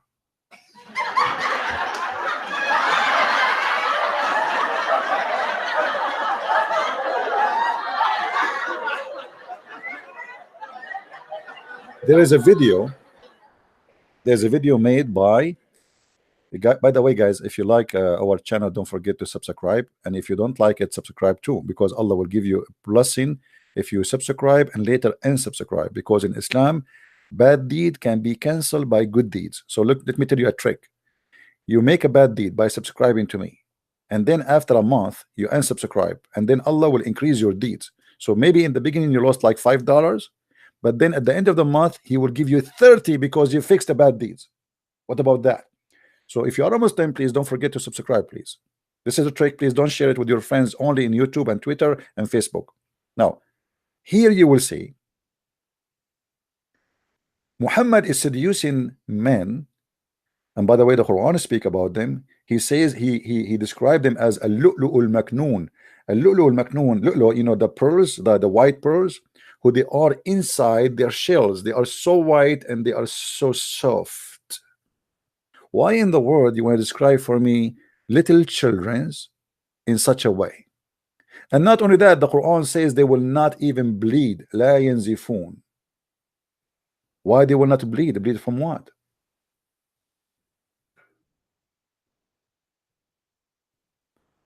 And then Muhammad, he continue.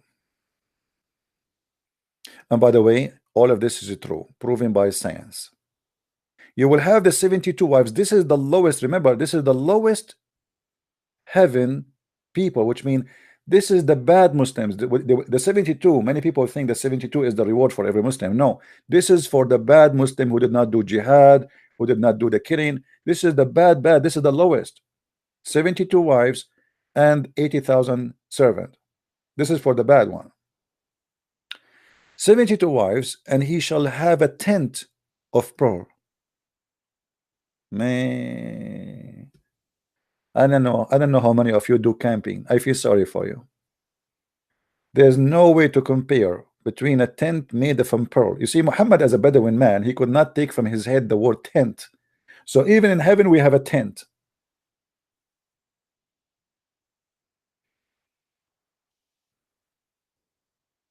Harry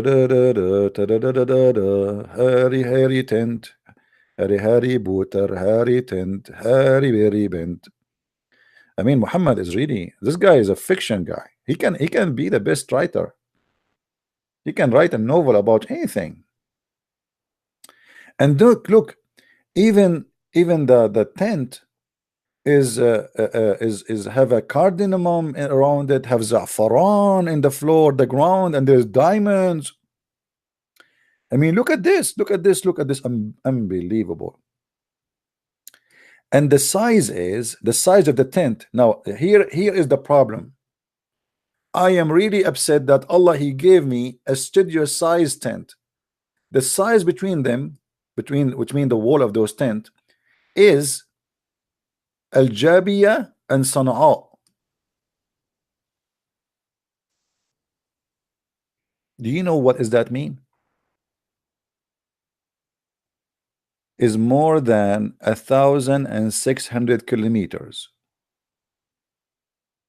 I'm really disappointed that Allah will give me a small studio bedroom. 1,600 kilometers.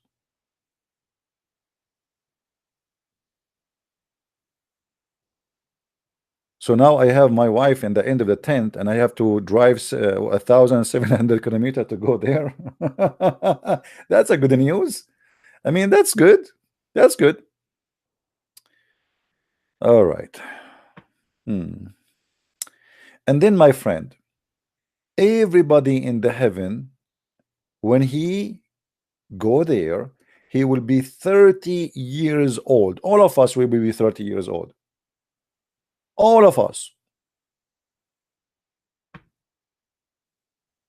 All of us.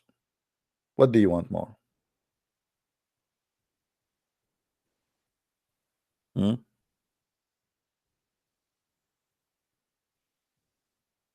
we have any Muslim? What is the Muslims? I'm really disappointed. You see, the Muslims, the Muslims, they say, they make videos, says, we can destroy Christian Prince. We can destroy, he's a liar, but nobody called me to destroy me. I have my Skype open, or what I have, like a bunch of kids who don't even know what they are talking about. And the one who claimed that, let us call Zakir Naik. Taradan, taradan, taradan, taradan. Assalamu alaikum. I told you 1 billion times, don't call me after the middle of the night. Brother Zakir Naik, we have to call you. We have no question. I mean, we have a question, nobody can answer it except you. I understand, I am sexy, and I know it. And I know that the only one who can answer you is me. But this is not an excuse to call me after the middle of the night. This is sexual harassment. But Dr. Zakir Naik, I mean, you are the only scholar Muslims they love, and they take his, I mean, your answers into consideration. So we have no choice. Okay, what the question? In there it says that we will have 80,000 servants, and they are little boys. Explain to us. If you go to the heaven and you like to be served, don't you like to have servant? But isn't it the Quran, and is it Muhammad, he said that in the heaven, if you see a bird in the sky, you wish he's going to be in the front of you.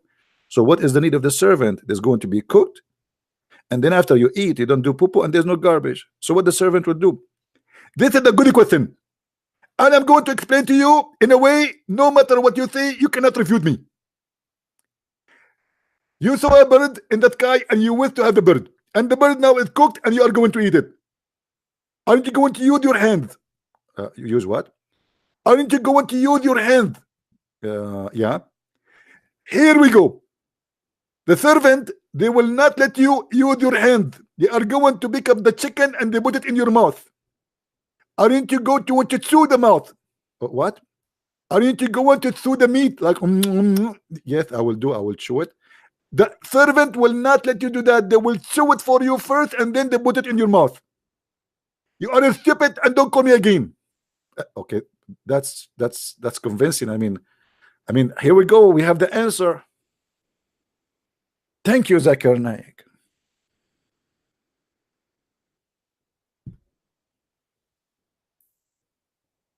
Have you ever heard of something absurd more than this? I wonder how. I wonder why. Oh boy. How many of you hate me? Be honest. If we make a vote now, how many Muslims they pray for my death every night before they sleep? What do you think? How many? Man, it look like Allah is not listening. I mean, come on. Do something. Something, not something.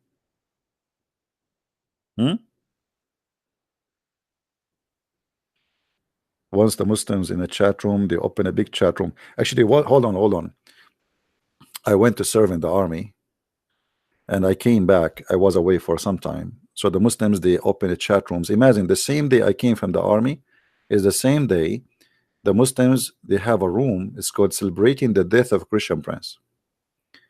So that was in Paltalk program. I don't know if any of you know it. So I went to Paltalk and I spoke to the co-admin, like, you know, the company admins.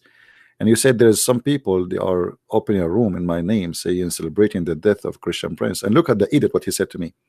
He said to me, are you saying you're alive?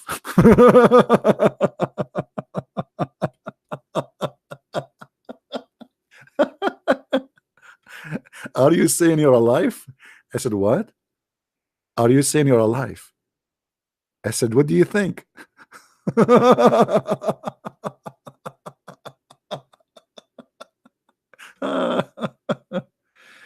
I feel sorry for your wife, man. I feel sorry for your wife. Unbelievable. I mean, sometimes I really I take the side of women if you have a husband like that. Anyway, let it go. Let it go. Do we have any Abdul in the bushes? Anyone? Hello?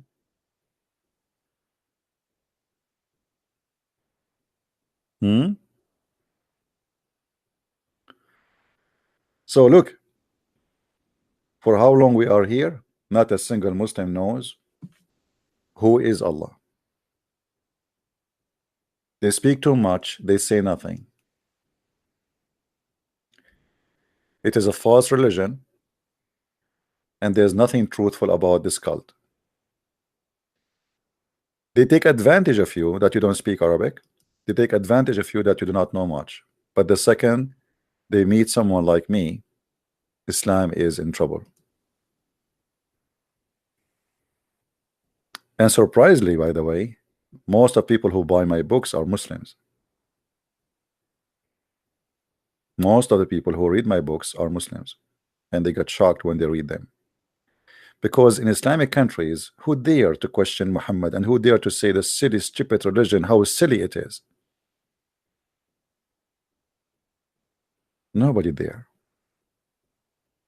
And actually, me myself, if I live in the Middle East, do you think I will be able to write even a word against Muhammad? I will be executed after 2 seconds. Islam is the most stupid cult ever you can imagine. And I am here, and I challenge any Muslim to call me right now and prove me wrong. Who is the Muslim want to do it?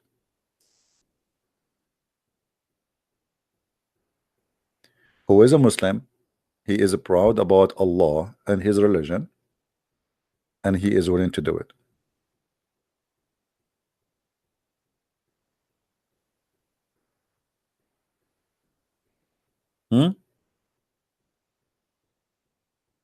You see, I do what nobody do actually. I open my scab for people to call me, and that is a big challenge because you don't know what people will say to you. The Muslims usually, if they want to debate somebody, they ask for a debate and they have to make it in a certain terms, which means 5 minutes for you, 5 minutes for me, and then we have to know the topic in a month in advance, which is very silly. And that's why I say to you, don't ever debate a Muslim in such a way. It's a waste of time. You go watch debate with Shabir Ali, debate with David Wood and hijab. It's a waste of time because nobody is debating there. It's just he say what he prepared himself to, and the other guy he say what he prepared himself to, but nobody is debating anyone. And the Muslims, they take the function of mockery to try to make fun of you, especially if you are a person who do not speak Arabic and your knowledge about Islam is limited in English text. Because as long as you don't speak in Arabic, obviously, the only thing you know is what is written in front of us in the screen. But everything the Muslim they translate, even the one in the screen in front of us, is not accurate. I never saw any accurate translation for any script or Islamic Arabic script.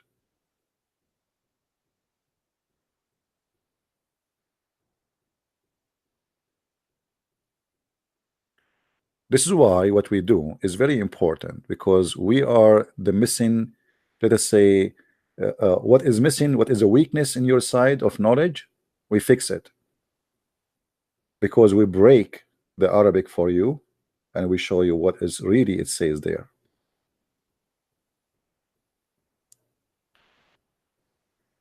Now, who is a Muslim is willing to call me and prove me wrong?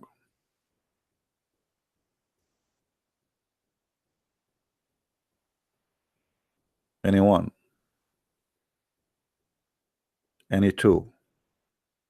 You can call a friend and call me, by the way. You can call like 10 guys to be with you in the same room, and then, you know, debate me, no problem. Call a friend, call a scholar, call your mom, call your daddy. I mean, call whatever you want.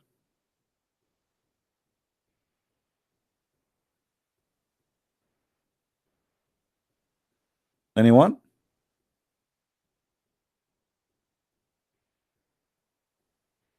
So we have almost 800 people watching, and there's not even one Muslim wanna call us. That's, you see, always when I say not a single Muslim or nobody knows who is Allah, the Muslim don't call. Why? Because they don't know. Should I change the title?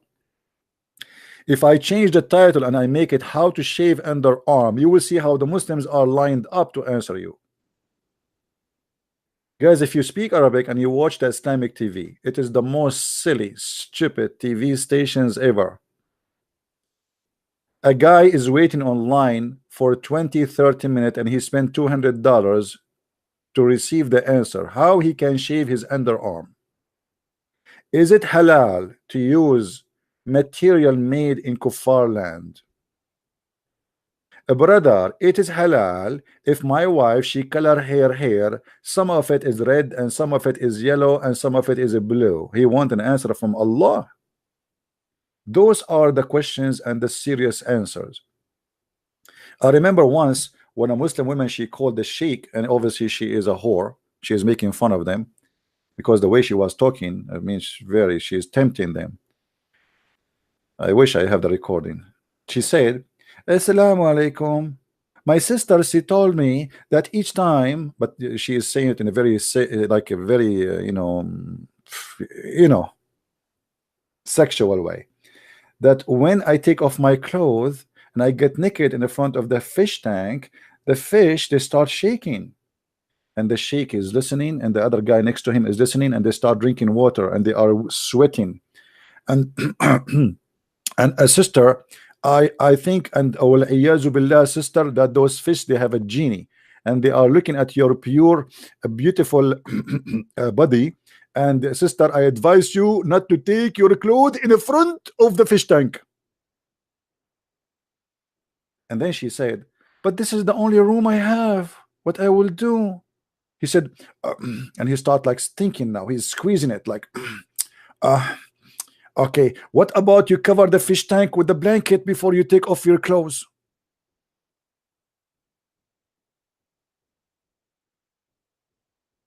And millions of people watching this TV. And what is the problem? The fish is shaking when she get naked. And so, which means he's saying that those are fish, they have a genie and they are masturbating. So imagine, you can try that, by the way, in your home.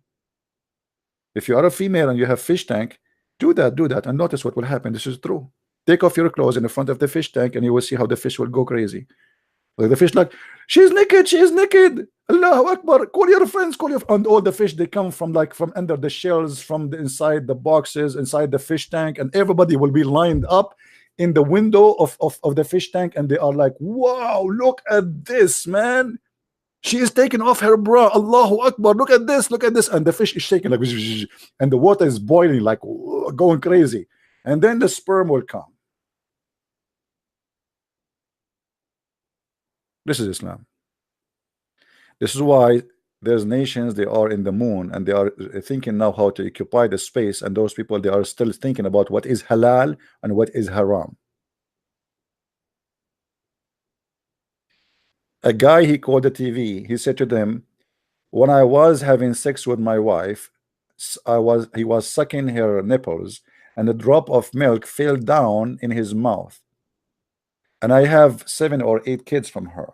So did she become my sister now? Now you might be wondering like what this guy is talking about. In Islam, they believe that if you suckle a woman, she became haram. Now the guy, he have sex with her 1,000 times, and he have many kids from her, and now some milk came in his mouth when he was doing, you know, and now she thinks she became his sister. This is the only religion worry about ice cream. Actually, there's a guy, he called the TV and he said to them, me and my fans say we made a mistake and we do not know if we still can marry each other.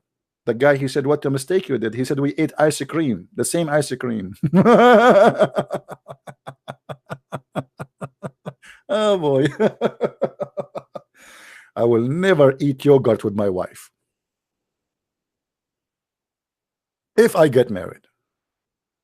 Haram.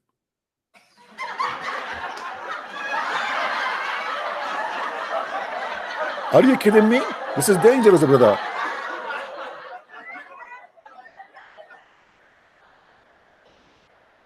Maybe you don't believe what I'm saying to you. Let me show you.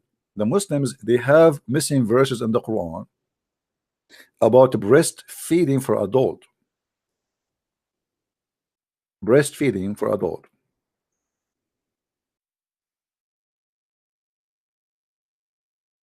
Read with me carefully. By the way, the Muslims, they say the Quran preserved, but the goat ate the Quran literally. Aisha, she said, Aisha is the wife, the child wife of Muhammad. She said, the verse of stoning and the breastfeeding for an adult 10 times revealed. The one who said to me that some they say that we as Muslims, we have the same religion. I mean, if we have the same religion, did your God Yahweh teach you that a woman, she can give her boobs to you and you suck it 10 times? And this is a breastfeeding for adult? And by the way, women, those women, they don't have milk, because women, if you think that women, they have milk always in their breast, it means you're a fool. Women, they have milk in their breast only when they have a baby. So he's sucking what exactly?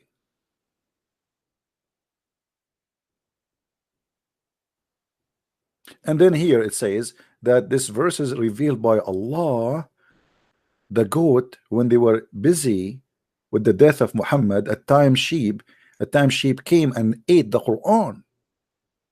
And by the way, until now, this, if you go to the FBI page in Saudi Arabia, they have a picture of the goat. It's until now wanted. And by the way, there's a big reward if you can find this goat, because obviously this goat is very, very dangerous. Keep any holy scriptures away from this goat. The first thing this goat will do will eat your holy book, especially if it's Quran, because obviously she like Arabic Arabic writing. You know, it's like delicious, not like Hebrew. And I mean, I feel sorry for you. Arabic writing is very tasty. Now you will see Muhammad, a woman, she came to him. Her name is Sahla bint Suhail. And she said to him that my husband is upset because he see a man who is in my house and he look at me in a dirty way. So Muhammad, he said to her, suckle him. Boing. What? Suckle him. The husband is upset because the guy is looking at her in a dirty way, and you say to her, suckle him. The woman, she said, after he said to her, suckle him, she said, how I can suckle him and he is a grown man? Unbelievable. This is a very open-minded religion, man, brother. Unbelievable. And you said to me Islam is conservative?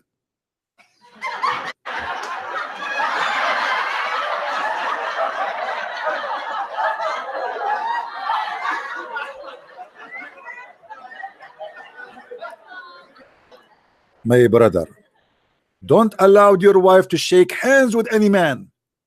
Don't allow your wife to speak to any man. It is haram. Brother, can my wife give her boobs to a stranger? Absolutely, brother, because the Prophet said you can do so, and this is halal. And look how conservative we are. Our women, they cannot show their face. They can show only their breast and their nipples, and you can suck them. Actually, I wish I have money. If I have money, I'm going to open a drive-through adult suckling fast food in Las Vegas. But sadly, nobody want to invest with me in such an amazing idea. What we need to do, we hire some believers who put their breast in a small window. And men, they drive through, beep, beep, they put the coins, and then the breast they come out. And then you start sucking the nipples 10 times. 10 times, by the way, not 10 times in the same time. No, it have to be in 10 different days, which means you pay one-time subscriptions for 10 times, and you have to come back 10 times. You cannot do it in once. You each time you suck until you are satisfied. I'm not going to explain to you exactly what does that mean. You are adult and you know what I'm talking about. Isn't it? This is amazing.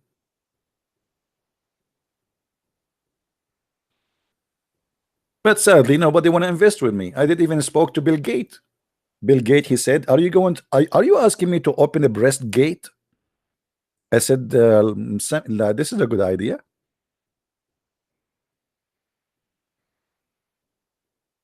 I spoke to Steve Jobs. He said to me, "Are you asking me to open suckling job?" I said, "This is a good idea."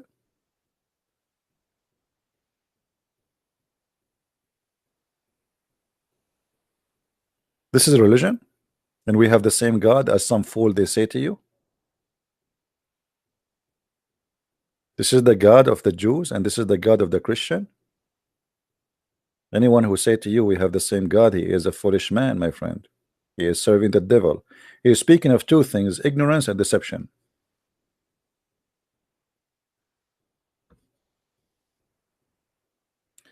Do we have any Muslim want to tell us who is Allah? Guys, be honest. Do you like this channel? How many of you like it? Nobody? Nobody. Nobody know. Nobody know. Nobody know. Nobody. Da-da-dum. Nobody. We ask them who's Allah. Nobody knows. Nobody knows. Nobody. Nobody know. Nobody know. Nobody knows. Nobody. Okay, if you like it, don't forget to subscribe and later unsubscribe. And thank you, by the way, for those who make donation. I wish I can give you a free subscription for breastfeeding for adults, but I cannot. My Lord does not allow it. Unbelievable. Any Abdul here.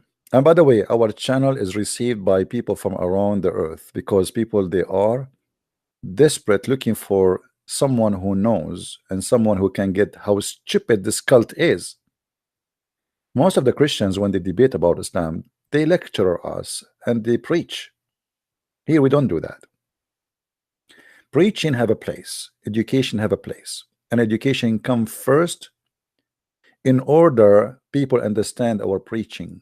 What Christians they do, they preach first, and the last to come is education. This is why we go to our churches and then we don't find answers in our churches from any church when you speak about Islam. If your church don't teach you, who's going to teach you? If your priest even he deceive you and he says to you, "Oh, Islam is Abrahamic," you're right. You see, one of the biggest trick or trap Muhammad he did, he used names which you approved, and that is to put the poison in the dish which you like. So I put the name of Abraham there, I put the name of Jesus there, I put the name of Mary there, to make you believe we are the same. But this is a big deception.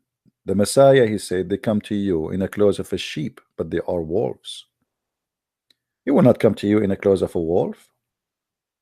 He will say, "Here we go, we believe in Jesus, we believe in Mary, we believe in Moses, we believe in Aaron, we believe in Abraham, we believe we have the same God," in order to deceive you, my friend.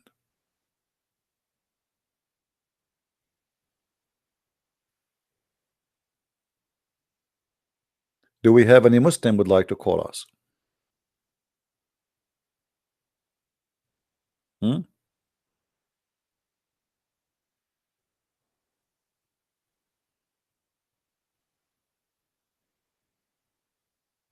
Any Muslim?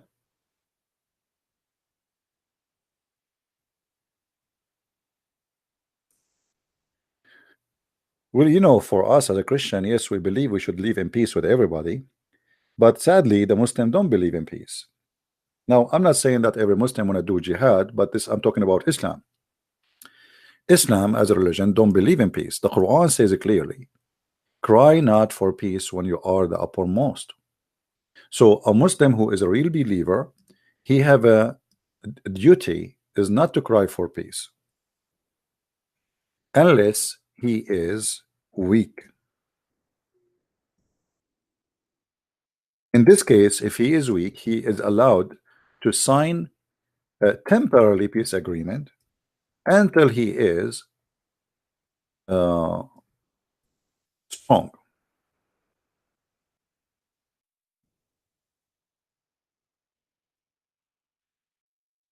This website is a stupid website.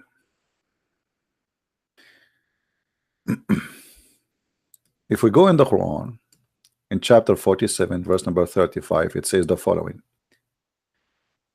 So do not flatter and cry out for peace when you are the uppermost. Do you see it? So a Muslim, he can cry for peace only when he is not the uppermost. Otherwise, he is committing sin.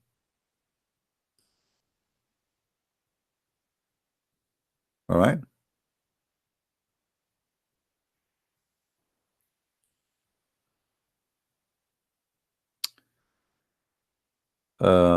Somebody saying, okay, hold on.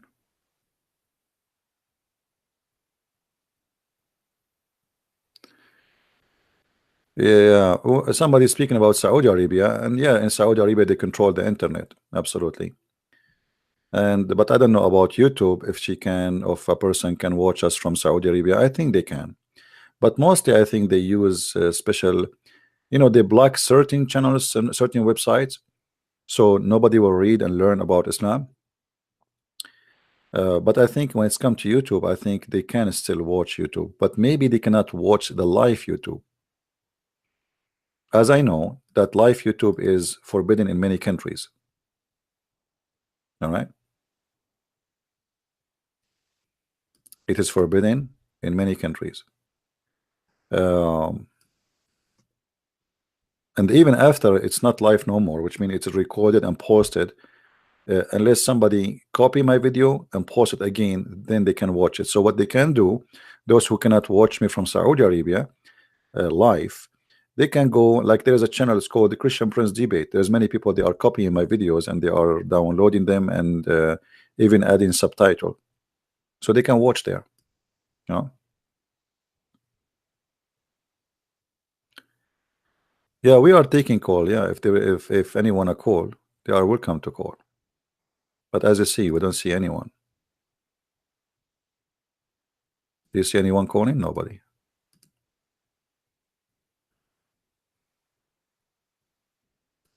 They do not know what to say.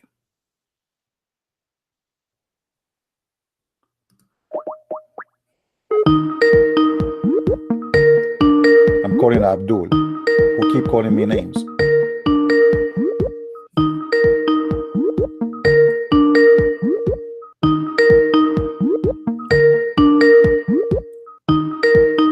Come on, answer. Okay, I'm getting a headache. He will not answer.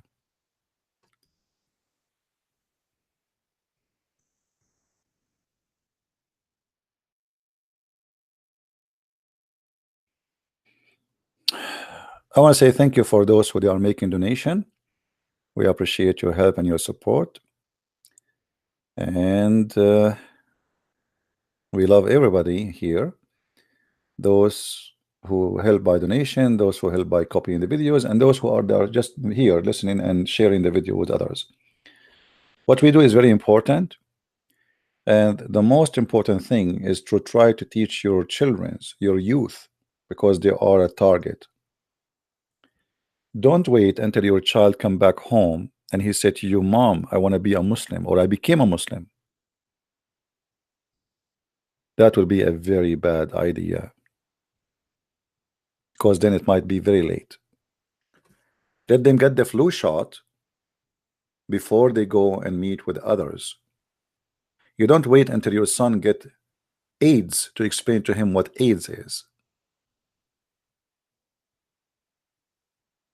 So many, sadly, they think, okay, this is a dangerous religion, and we will not tell our children about it. And then your children, they go to school and they meet some Muslims, and the Muslims, they say to them things have nothing to do with the truth.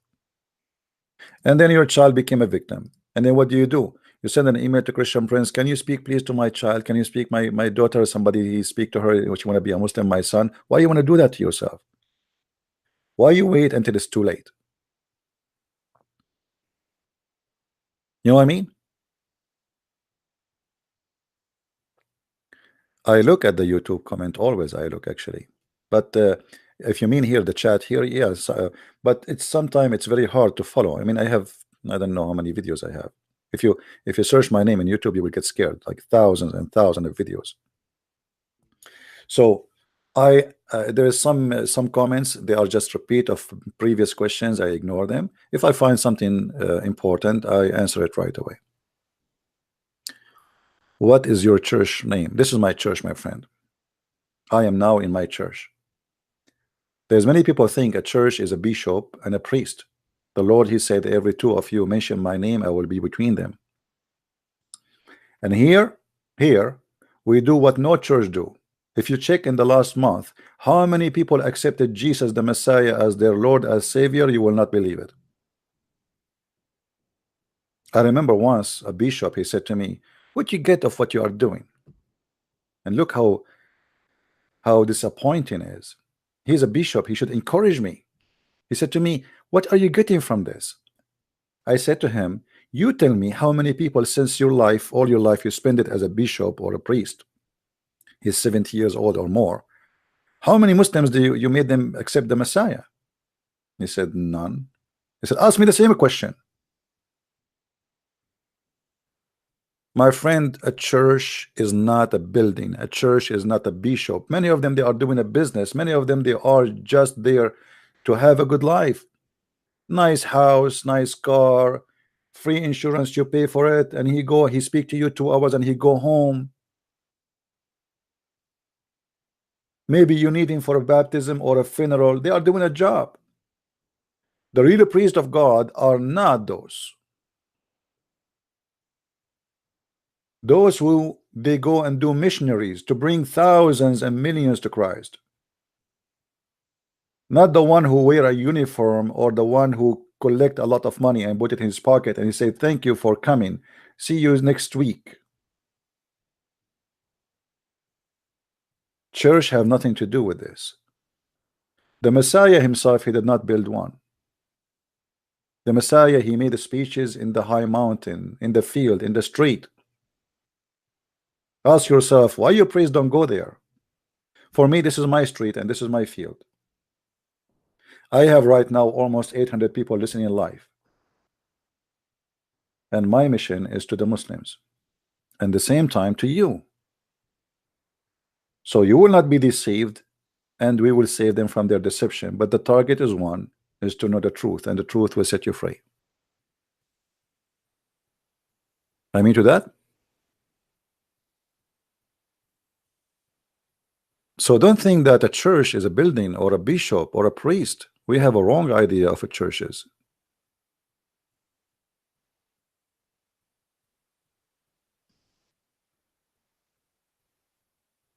Go and see how the apostle of the Messiah, what they were doing. They did not wait for people to come to them and to accept Jesus. We have apostles, they went all the way to India. We have ones who went to Africa. We have ones who went and they paid their life. They suffer a lot. They've been killed. They've been crucified. They've been cut to pieces. They've been fed to the animals. Your priest is sitting in his home, safe and nice and cozy, a lot of money. Even he don't even pay tax. He preached to you about giving to the poor, but he himself, he don't think about the poor. Otherwise, why he have a very fancy house? These days, people, they apply for a priest as a job. You go to search for a job, you will find there's a job for a priest. Since when a priest is a job?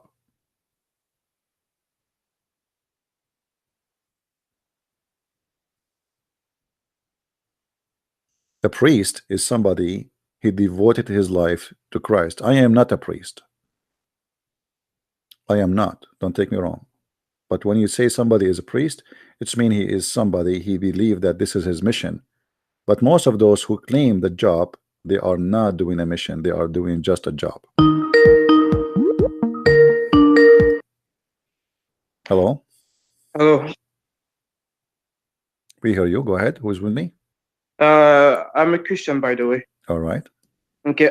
My question is about racism in Islam. Okay. Yeah, because myself. I lost you, my friend. Hello? Yes, what racism in Islam and what? Yeah. Because I'm black myself. Okay. And I've seen a lot of black people defending Islam and saying that Islam is the best religion for black people and, saying it is racist. All right. My question is about, the black friend of Muhammad, I forgot his name. He was a slave, Bilal. Yeah. And, Muslims usually like to say that Bilal was, Muhammad's friend, and Muhammad, freed him, and he had special privileges that all the Muslims didn't have. Can you debunk that? No problem, my friend. Thank you for calling. I will answer you. Okay, thank you. The biggest lie they say to us that Islam is a religion, it's anti-racism. In the Quran, in chapter 3, verse 106, it says, وَيَوْمَ تَبْيَضُّ وُجُوهٌ وَتَسْوَدُّ وُجُوهٌ. The day faces will be white and faces will be blackened. Some Muslims, they try to fool you. They say this is metaphorical. This is absolutely not. If we go to chapter 27, verse number 82, it's speaking about a beast. It's called Al-Jassasa. Al-Jassasa is a beast will come from the ground according to Islam and is going to have the stick of Moses and the ring of cinnamon. وَإِذْ وَقَعَ الْقَوْلُ عَلَيْهِمْ أَخْرَجْنَا لَهُمْ دَابَّةً مِنَ الْأَرْضِ تُكَلِّمُهُمْ أَنَّ النَّاسَ كَانُوا بِآيَاتِنَا لَا يُوقِنُونَ. So this beast will come from the ground and is going to speak and will say Quran. But this beast have another duty to do. We have Sheikh Tala is calling. How are you, Sheikh Tala? Hello. Are you going to shout as usual? Or you will let me talk so we can talk together in the same time? I never shouted in my life. You really? You're the one. You see? really? You see? Okay. You see what you're doing? Okay, let me friend. finish. Okay, here we go. Now, my friend, did you hear? That's what you do. Did you hear the question for the previous caller about racism in Islam? Yes. Do Islam teach that the black color is evil? Hold on, I can't hear you good. Do Islam teach that the black color is evil? Yes, go ahead now. Okay. Do Islam teach that the black color is evil color? Never ever. Never ever? Ever, never. Black, you mean black people? Yeah. Islam does not teach that? No. Are you sure? Are you denying? Oh my God. That's the problem. If you have many, my friend, if you have many applications open, please close them so we can hear you better. Okay. Yes. So that's what I'm trying to do. That's what I'm trying to do right now. All right. I got WhatsApp open. I got things open, YouTube. So I'm trying to close them.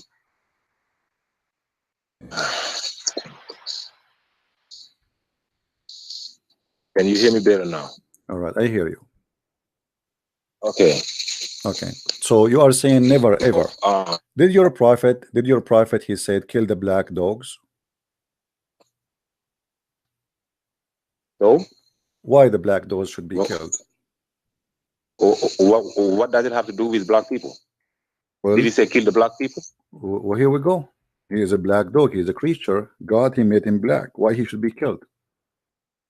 I'm just saying, if he would have had to say that, if he would have to say black dogs, are you denying that a dark room without light? Why the black dog? Why the black dog specifically is to be killed? Why not the yellow dog, not the white dog? What's wrong with the black dog? Listen to me. I speak 6 different languages. You hear me? None of them is the language And of Allah. I know. None of them is the language of Allah, Let me which is funny. just let. I'm trying to tell you, all languages are languages of Allah. Allah said He created all and made us all tribes and languages. Every single language is a language of Allah. You don't know that? So no, that's not true. The language of Allah is Arabic, and you are not saying the truth. And don't change the topic right now. Don't change the topic. We will show you that from the Quran. Now answer me. Yeah. Why the black dog? Why the black dog should be killed, my friend? And no, I don't believe in those hadiths first. You don't believe in the hadith. Okay, what about the Quran? I don't. So guys, the only way to escape the humiliation, you say I don't believe in the hadith. So are you saying to me you don't believe in Muhammad? I'm telling you, every hadith that do not make sense according to the Quran. Anything does not make sense. Anything does not make sense. So well, all Islam. So does it make sense? Doesn't make sense in the Quran that the Quran says to you that you are going to be created from the backbone of your father and the ribs of your mother? Does it make sense that Quran saying women they have a sperm coming from the ribs of the women? Does it make sense that the Quran promised you that women they have a breast who they are like they are firm and they are strong? Does it make sense that the Quran describe what is inside the vagina of the women? Does it make sense that the Quran says to you he will give you little boys to serve you and they will not bleed? And you are talking about making sense. Now don't avoid the question. Either you say this is a lie, either you say this is a lie, and then you are proving to me that you are not a Muslim. Because Muslim they have to follow the Sunnah and they have to follow Muhammad teaching. So Muhammad he says kill the black dogs. Why he said that? Your mic is yours. Okay, first of all, I gotta come back. First of all, you called me. I gotta make this clear to everybody. You've been blocking me for 3 weeks. You unblocked me. You called me. I wasn't able to answer the phone because you don't have to call me. You let me unblocked. And I call you. No problem. Here we go. We gave you opportunity to call. Let us see if you will talk like last time. Blah blah blah blah, and you will not let me talk, and you will not answer. I block you for a reason because you start calling names and you start going crazy. Now, why Allah Prophet? Why Allah Prophet when I kill the black dogs? Why Allah Prophet when I kill the black dogs? Why Allah? Why Allah Prophet when I kill the black dogs? Please go ahead. Go ahead. I answer you. You gotta talk. You just went ahead and talk about vaginas and sperm being you and wherever you want. And this is what Islam is about. Islam is about vagina. Here we go. Now go ahead. Why Allah Prophet says kill the black dogs? Go ahead. I'm listening. I said if he would have said that, I don't have a problem with killing black dogs. Okay. If he would have said that, I wouldn't have a problem. Now, let me tell you why last time you blocked me. Last time you blocked me, you said, see, you are changing the topic now. You are changing the topic. You are trying to make yourself a hero when you are no one. You don't even know how to say your prophet name correctly. Answer, please. Why you are saying you don't have a problem with killing black dogs? Why a black dog, a poor dog, just because he's a black, he should be killed? Give us the answer. I said if you would have had said that, I don't know if he said that or not. Yeah. It's a hadith that was written 280 years after he died. Well, the Quran written 300 years after Muhammad died too. Do you have the Quran? No. You don't have the Quran. No. Nobody have the Quran. I got the Quran. No, you don't have the Quran. It's a big fat lie. Where is the Quran? Oh, now you want to go somewhere else. You are the one saying that. Now answer me. You're a prophet. Not only he said the black dog should be killed. He said the black dog is the devil. They asked him what distinguished the black dog from the yellow dog, from the white dog. He said the black dog is the devil. Why your prophet think that the black dog is the devil? This guy talk about racism. Can you talk about racism? Why are you talking about black dogs? We go, okay, we are showing you that Muhammad he hate the black color, and now we go to racism. Here we go. This is a hadith from your prophet. He said that the black people are created to go to hell. Read the hadith with me. Read the hadith with me. Read the hadith. Read the hadith. Read the hadith. Read. You gotta let me talk. You see? Read the hadith. Go ahead. Let me talk first. No, you read the hadith first. You said to me, you just said to me, what does have to do with racism? So now I'm showing you racism. Here we go. You're a prophet. He said that Allah created the white from the right shoulder of. Shut up. You see, this is why I blocked you. You don't let me talk. I will give you the mic. Let me explain the question, and then you answer, please. Please give me a second. Allah, he said, Allah Muhammad, your God, Allah, he said that he created the white people from the right shoulder of Adam, and he said to them, go to heaven. And he created the black people from the left shoulder of Adam, and he said to them, go to hell. Is that racism or not? And the hadith in the front of your eyes. Okay, I'm gonna answer you by Islam, by the Quran. First of all, you did not want to show the hadith saying, Muhammad saying that when he went to the in paradise, he heard somebody walking. He said he recognized. This is in the Quran. He recognized. This is in the Quran. Hold, see, let me finish. You said to me you're answering from the Quran. You said to me you're answering from the Quran. So show me where in the Quran it says he heard somebody. Go ahead. Now I'm telling you a hadith first. Okay. Hadith first. Okay. I'm telling you a hadith first. A hadith saying this guy who just talked about Bilal, right? Okay. Let me talk about Bilal. Muhammad said that when he went to paradise, Bilal entered paradise before him. Bilal was in paradise before him. Now, from the Quran, Allah saying the best among you.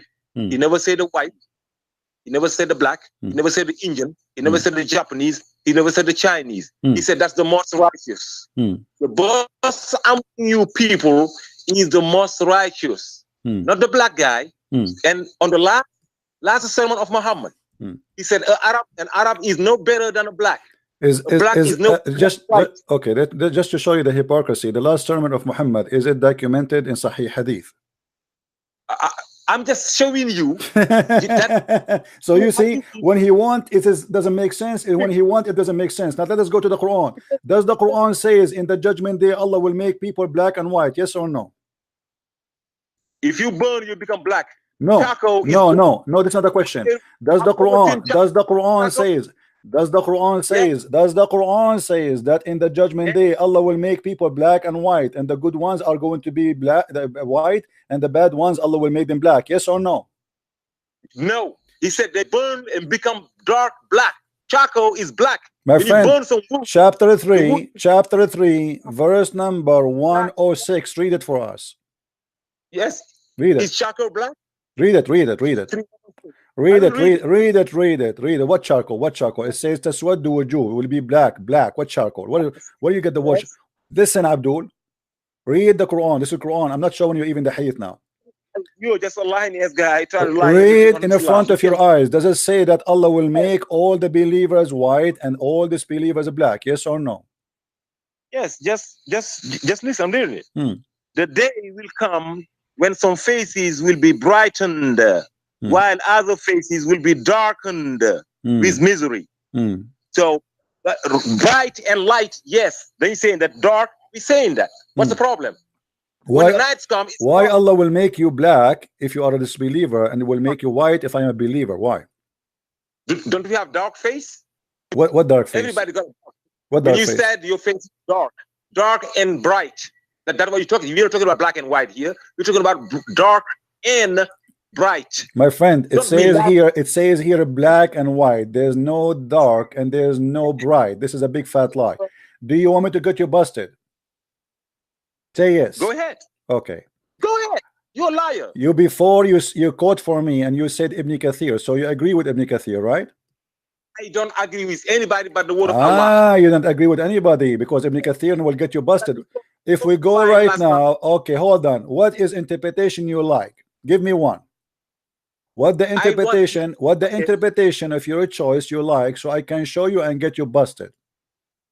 If you finish, you let me talk. I am asking you what interpretation you like me to show you so I can get you busted, please. I'm gonna let you let me talk first. I am asking you. This is my turn to talk. You spoke already. Now it is my turn to answer you and get you busted. I'm asking you, what is the interpretation for the Quran you approve so I can get you busted? Let me speak. You stupid. Are you stupid or what? You just spoke already. It's my turn to answer you. I am going to show you that this is not about dark face. This is not about any of what you said. This is about Allah will make you black. Have you ever heard of a jassasa before? Allah said. Have you ever heard of a jassasa before? Abdul, have you ever heard of a jassasa before? Do you know what a jassasa is? See how kid you Do you know what a jassasa is? You see why I block you? Because you are a kid. You are stupid. You don't have even the courage. My friend, read with me. Read with me. Read with me. A jassasa. Shut up. Shut up. Your God in the Quran, he said Allah will send a beast. Allah will send a beast, and this beast will have the stick of Musa's. You see, guys? Are you gonna let me talk? You will go. Are you gonna let me Yeah, talk? I am reading for you. I'm showing you my reference. Can you shut up for a second? No. Can you shut up for a second so I can show you my reference? You said this is about dark face, right? This is not about dark face. This is about making you black and white. Stop lying. Let me show you the reference. Yeah. Is that fine with you? No. Is that fine with you? Is that fine with you? Here we go. The jassasa, the just shut up, man. Shut up. A jassasa. Unbelievable. Pick my reference. How about you pick my reference? Here in the reference in front of you. That this is the chapter 27, verse number 82 in the Quran. This is Quran, you idiot. This is Quran. The Quran, the verse we are talking about is explained in this verse. There is a beast like you will come and will have the stick of Musa and the ring of Solomon, and he will hit you in your face, and he will make a white spot. Read with me. Does it say white spot in the face? Read with me, Abdul. You want to find a way to block me again because you got a pressure from those people asking you to unblock me. And now my friend, let me tell you why I unblock you. Because we are desperately looking for a fool so we can laugh at. This is why you are here. And you prove that to us. I am asking you to talk. Explain to me what is in the screen. I will, yes. Just let me talk first. Okay, go ahead. Okay. Go ahead. Okay. First of all, I will come back to your question. First of all, you asking me which translation I want. I've been telling you 1,000,000 times the one I want. You never put it. Rashad Khalifa. You never want to put it. Give me Rashad Khalifa. You know. Give me Rashad Khalifa. Yeah. Give me Rashad Khalifa. Go ahead and get it. No, you get it. Give it to me. It's not in the website I'm using. Nobody uses because nobody accepts Rashad Khalifa. Hold on. Give me Rashad Khalifa. Is that Rashad Khalifa the one who deleted the Quran? He said the Quran is corrupt. Go ahead and pull it. Okay, my friend. Okay, hold on. Rashad Khalifa. Give me the interpretation for the Quran of Rashad Khalifa. Go ahead. I said, go ahead, just like you're doing on the other one. My friend, I don't have it. This guy is not a scholar. He's no one. Give me a link. I will put it on the screen. Give me. Go ahead. I just told you. What told me? What told me? What you told me, you idiot? What you told me? Who is Rashad Khalifa? Give me Rashad Khalifa. I will put it in the screen, and you will read for us so we can laugh together. Oh my goodness! Don't say, "Oh my goodness." Say, "Oh my Allah," please. Don't say my goodness. This is not an Islamic word. Say, oh my Allah. So now show me your Allah and give me the answer. When the Quran speak about the beast who will come with the stick of Musa's and will make you black and white, is your God Allah prophet is lying or he is saying the truth? Did Allah said, are you denying those words? I said Allah said that the best among you is not a black guy. He's not a white guy. Did he say in the Quran? Did he say okay? Did he say in the Quran? Did he say in the Quran the best between you is not a black, not white? Did he say that in the Quran? Yes or no? Okay, hold on. Stupid. Hold on. The story you are quoting for me from Musnad Ahmad. Do you accept Musnad Ahmad? The story. Shut up, potato. Al-Baduna fil Arabi. Oh, now I know. That's how demi. Stupid donkey. Don't ever call me again. Look what he started talking about. I want Rashad Khalifa. Rashad Khalifa, the Muslims, they killed him because he's a false Muslim and he corrupt the Quran. And show me Rashad Khalifa. We'll put it on the screen, you idiot. This guy is like, and you say, guys, the people, they put the pressure on me to talk to him. People, they call me, they said, please talk to him. He is we feel sorry for you. This is why they asked me to let you talk, you idiot. As you see, we let you talk, you never answer. You are a certified mule, not a donkey. The beast will come with the staff of Moses and the ring of Solomon, and is going to hit the believer, the no believer, and the believer. And the one who is not a believer The beast will make him black. So will come to the believer and is going to knock him with in his nose and will make a white spot in his face. And then the white spot will spread until his face is shining white as a result. And there will be no disbeliever left without it making a black spot in his face. And then that will spread until his face is black as a result. So yes, Islam is a racist cult. All the good ones. You said Bilal, he went to heaven. Bilal, he will be white before he enter heaven, if he will go to heaven. You tell me why Bilal is not qualified to go to heaven unless we make him white. What kind of religion says you are not allowed to enter heaven with your color as a black? We will have to make you white first. We have to make refurbish for you. So you scream, you shout, you don't want to read because you are in denial and you are a certified donkey. We say to you, why you're a prophet? He said, kill the black dogs. He said, what the problem with that? The problem, he said clearly, that the black dog is the devil. This person believes that you have a connection between your color and who you are. They ask Muhammad, what distinguished the black dog from the red dog and the yellow dog? What distinguished them? O Abu Dhar, what feature is in the black dog which is distinguished from the red dog or yellow dog? He said, O son of my brother, I ask messenger of Allah the same as you ask me. And he said the black dog is the devil. And you are telling me you don't have a problem with that? Muhammad, in order to kill anything, is a pure black. And when Muhammad, he made a clear statement that your God Allah, he created all mankind in two colors. One is black and one is white. The white color is for the good ones, the black color is for the bad ones, according to your faithful prophet. And not only that, he confirmed that when Allah created the white ones, he created them from the right shoulder of Adam. Read with me carefully. Allah Messenger said Allah created Adam when he had created him, and he struck his right shoulder, and there emitted from it white offspring, as if they are white ants. He struck his left shoulder, and there emitted from it black offspring, as if they were charcoal. Then he said to those who they had been emitted from the right shoulder, for paradise, and I don't mind, which means the white ones would go to heaven, go to paradise. You are created for paradise.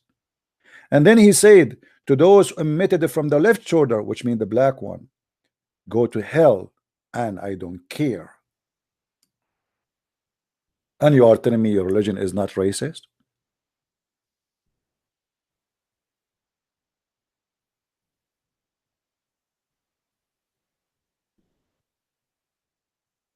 If you are calling to shout but you don't want to read, who need you? And if you say to me, I believe only in a guy, his name is Rashad Khalifa, obviously you believe in Rashad Khalifa but you don't believe in Muhammad. Rashad Khalifa, by the way, he say he is a messenger of Allah, so obviously you have a new messenger and you don't have Muhammad no more. Rashad Khalifa, he don't say that I'm just a Muslim, he say I am a messenger of Allah. And you're a prophet, he said there's no messenger after me. So simply you are a fake Muslim.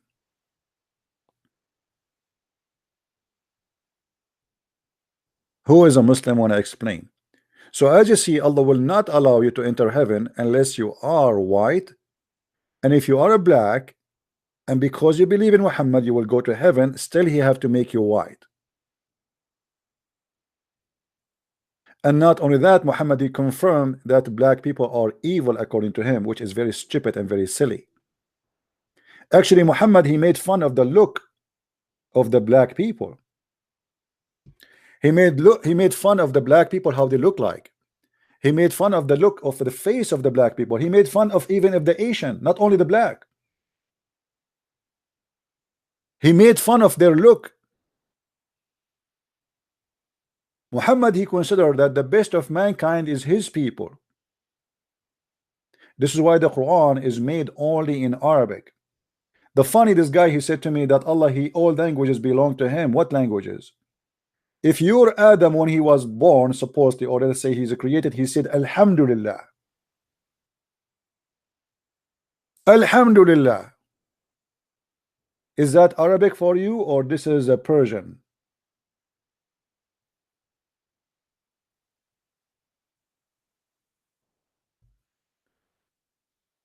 If you go in the hadith, not only he made fun of the look of the black, you will see that his poison extend to make fun of the Asian. He say that the Asian people, they have a face like if they are hit by a hammer.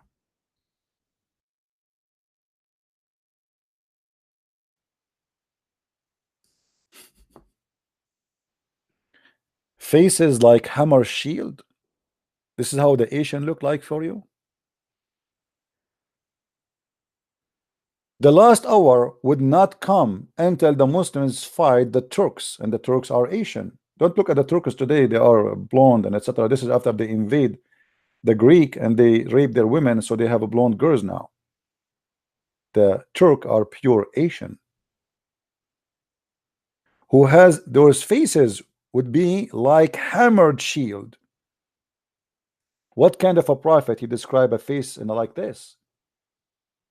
Their face is like a hammered shield.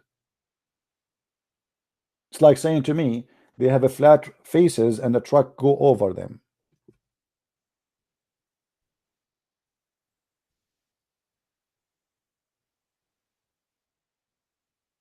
Isn't it this is a racist statement?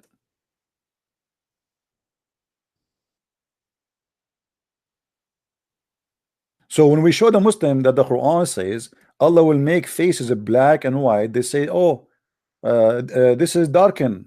What darken? What darken? And what does that mean?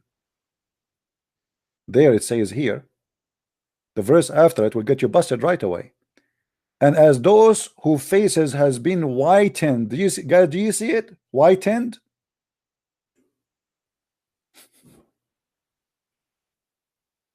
Why I need to have a white face to go to heaven? And why you want to reward me with the white face? What's wrong with me having a black face and going to heaven?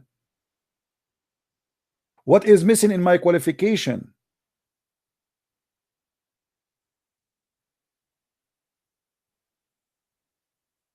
And when we ask Muslim why you want to kill the black dog, he said, I have no problem with that. No, you have a problem with that because this is, first of all, this is stupid, and this is disgusting, and this is silly, and this is based on superstition belief, stupid belief. Same time, being a black or white will not make a dog bad or good.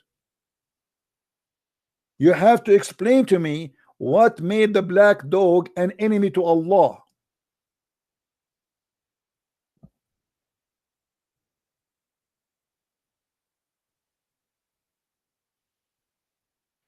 Even Shaitan, he is Ethiopian. Why he is not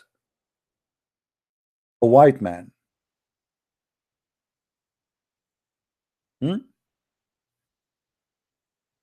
Let me show you the hadith. I will try to find it for you.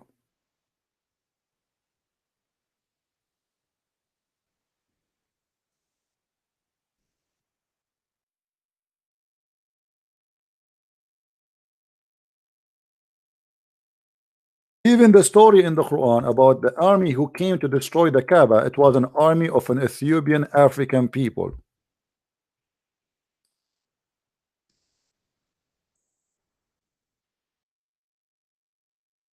And look how Muhammad, he make fun of the look of the black people who are going to destroy the Kaaba.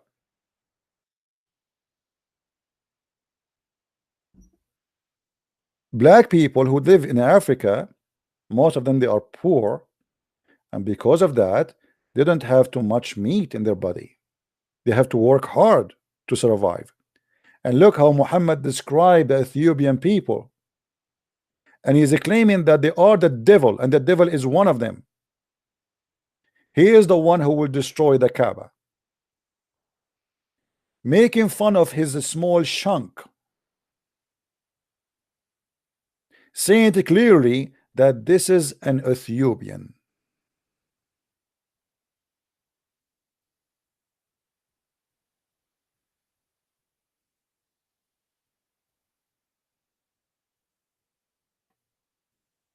And you are saying to me Islam is not racism?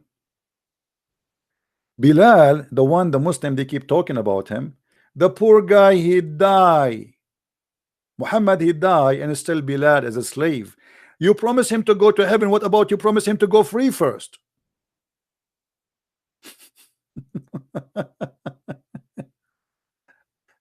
That right, guys? Before you promise me heaven, what about you promise me freedom and let me go? Muhammad, he died, and Bilal is coming to Abu Bakr, say, please, if you bought me for the sake for yourself, will keep me for yourself. But if you bought me for the sake of Allah, leave me for Allah.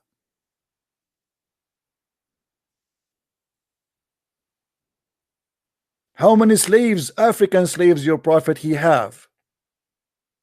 As long he is not racist and he is not against you for being a black, and he don't care really if you're a black or white, why he own black African slaves?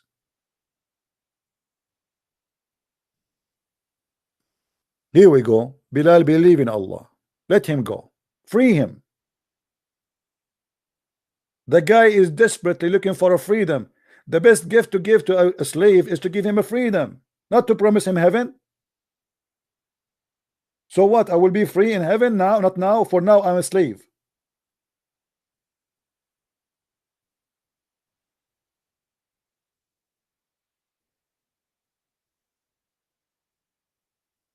So the shaitan is a black. Actually, once I was speaking to a Muslim, and he said to me, have you ever seen a shaitan? He's white. By the way, even when the Muslim they speak about white shaitan, there is white shaitan, but they claim that this white shaitan, he cloned the look of Jibril, because Jibril is white, which means shaitan is a black, but he cloned the look of a white angel to make himself white so he can deceive Muhammad. Angel will never come to Muhammad as a black.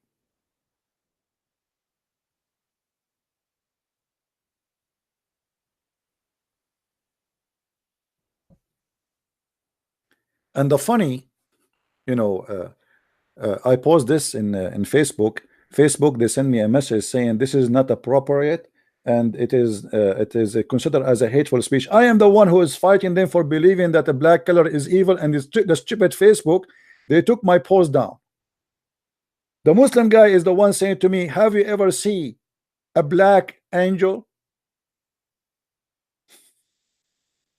I said to him, have you ever seen a white one? And the stupid Facebook, they took my post down. And supposedly I am the racist.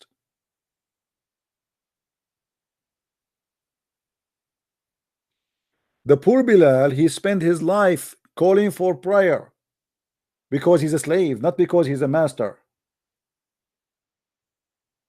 Because the masters, the white Arab, they are sleeping in their belly, over their belly, and they have many wives around them. Do you know that Muhammad, he forbid even his slaves from marrying without permission of their masters? And if you do so, your marriage is not valid, it's adultery. So Bilal, he cannot even have a wife.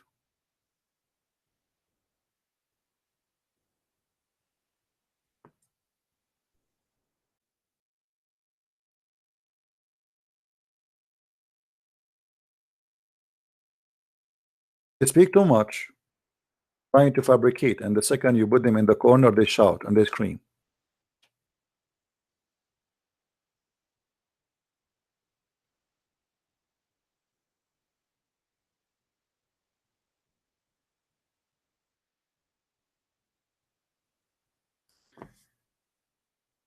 If you read with me here, even Muhammad, he said in the Quran in chapter 3 verse 110, that the best of mankind are the Muslims. So now we have different level of racism. Muslim, they became one nation and they are the best nation, but what their duty is, the duty is to enslave everybody else. You with me carefully.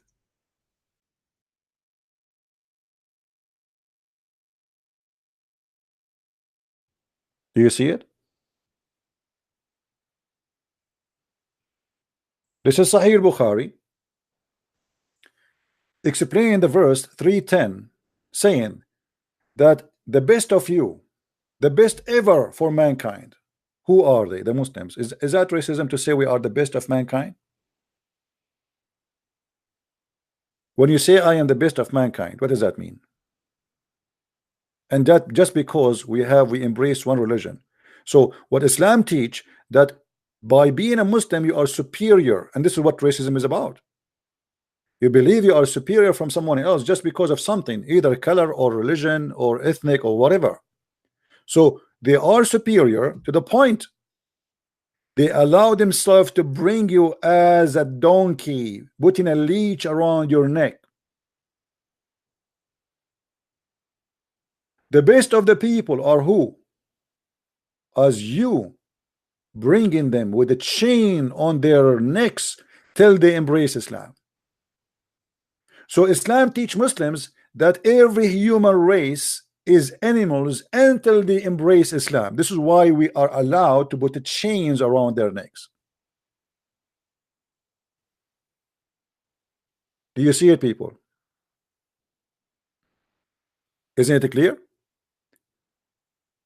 They are the best of mankind, but what their duty is to embrace Islam by bringing you with the chain around your neck. So a Muslim who claim that Islam is not a racist, that's a big fat lie, because Islam consider Muslims one nation. وَكُنْتُمْ خِيرَ أُمَّةٍ أُخْرَجَتْ لِلنَّاسِ. Ummah, a word mean nation. And this is what we see. You are the best nation for mankind. This translation here, the best peoples ever raised for the benefit of mankind. When you see the word benefit between two brackets, which is a fabrication, it doesn't say that on the Quran. You wonder, oh, benefit, huh? That sounds good. Maybe Muslims are in competition of doing benefit for us. No, my friend, they are in competition as bringing you as a slave, installing terror in your heart. Terrorism in Islam is a method to scare you and make you accept Islam, is not the target. The target is to terrify you and make you say to surrender. Terrorism is not the target. It is a tool.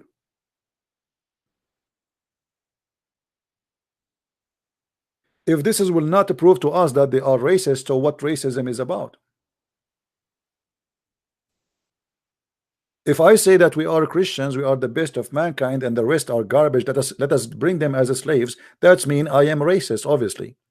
But here, race for me have different frame. The race here is about we join one God and we are from one race, and the Quran confirmed that. If we go in the Quran, we will find the Quran many places confirm that Muslims are one nation.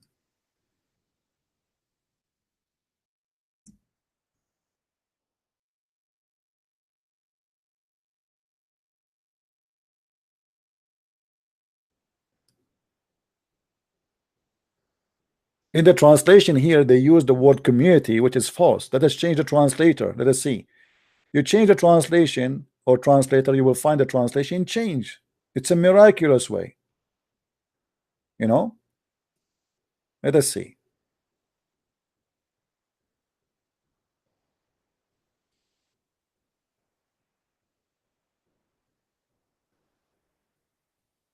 You are the best nation ever brought forth to men.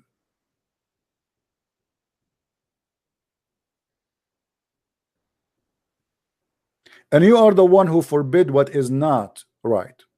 So the Muslims, they have a superior duty over all mankind because they are the only one mature and the only one knows what is right, what's wrong.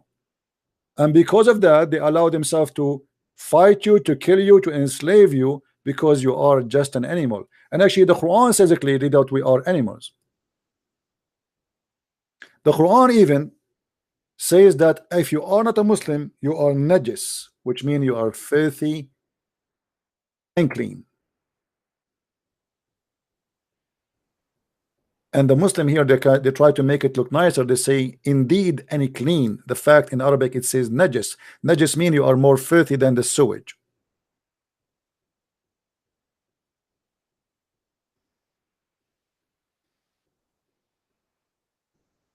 How many references we need to show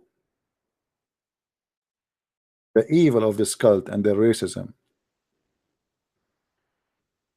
Even Allah, he make fun of us and he say we are beast, and this is why we should be killed. Surely the worst beast in God's sight are those who are deaf and dumb and do not understand. So if you don't believe in Muhammad, you are a beast. We can shoot at you.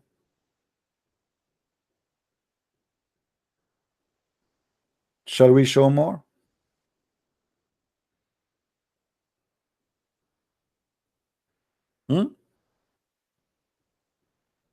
The verses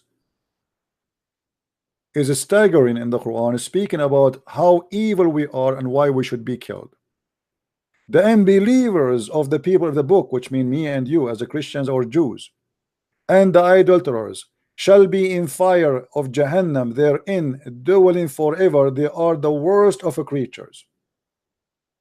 So Islam is a religion teach that Muslims are the best of a creation of Allah, and Allah is a stupid God. He created the worst of a creation, and that's us. Do you see it? Sharul Baliya, actually here, by the way, the worst creatures is not even correct translation. In Arabic it says Sharul Baliya, the most evil creatures exist, not the worst, the most evil. All of this just because we don't believe in Muhammad.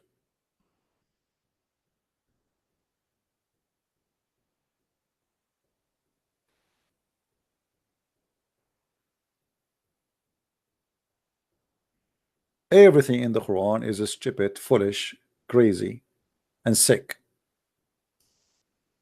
And then you try to shout in order to silence us and say, I know. You do not know, and you cannot answer.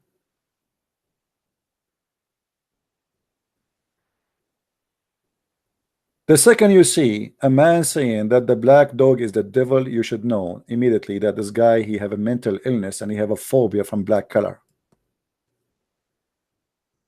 Do we agree, people?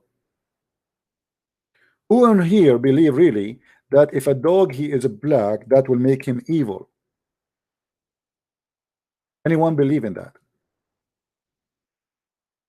If Muhammad is a true prophet, how he come to us such a stupid teaching that the black dog is the devil? When we say the devil, it means he's Satan. How in the world poor dog is just a dog, and now you are telling them to kill the black dogs just because they are black. You see, if the dog he did something wrong, any dog, he became dangerous, he became sick or something, okay, kill the dog to save the mankind. But you kill the dog just because he is a black? Muhammad, he made it clear that you kill everyone is a pure black. What is the guilt he have? Pure black. Aswadun bahim. Why? Because he said the pure black one is shaitan. And look at the translation, by the way, is not even mentioned the word shaitan. He took it off. Where is the word shaitan? It says kill every one of them, for it is a shaitan. In Arabic, in the front of me, it says shaitan. In English, we don't see it. You see? Those who speak Arabic, it says Inna al-kalb al-aswad al-bahimu shaitan.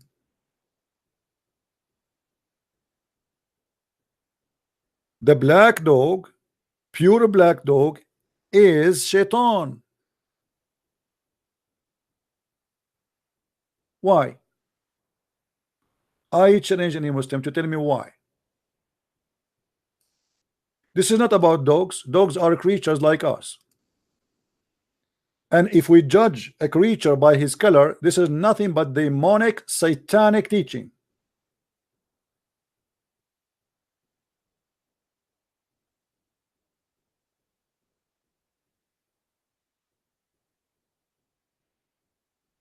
And by the way, the Muslim not only believe black dogs are shaitan, pure cat, which is black, is shaitan. This is why they believe the crow is shaitan too. Any animal, anything, any creature is a pure black. The second they see him, they say A'udhu Billah, which means I seek refuge by Allah from shaitan.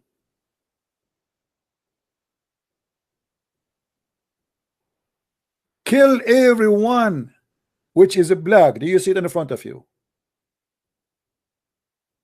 Muhammad in general, he hate dogs, but the black dog, it's a must to die.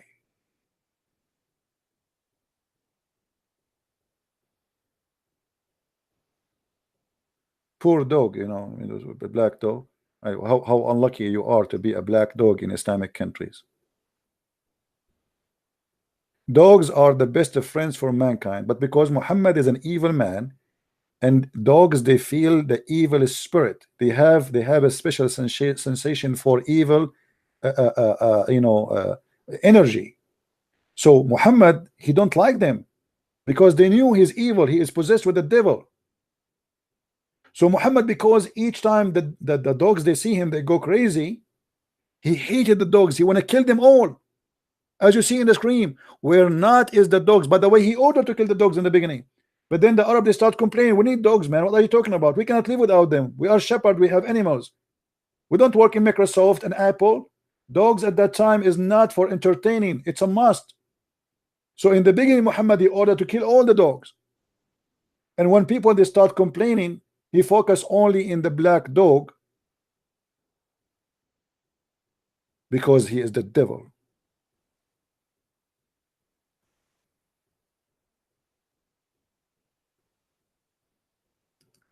And then when we show them that the Quran make it clear that in the day of judgment Allah will make all believers white and black, the believers white and the disbelievers black.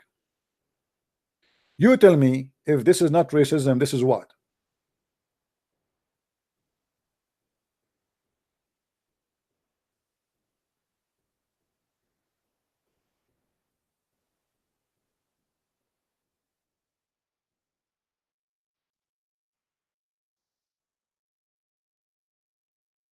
If this is not racism, this is what?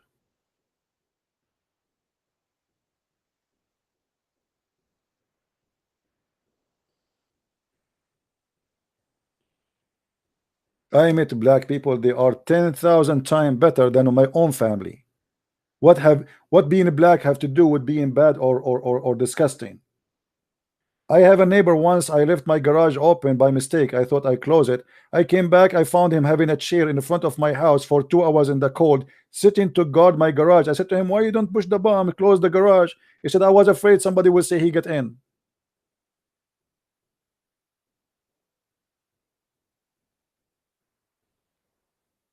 Since when you are evil because you are of your color, or because you are white, or because you are black? That's very stupid.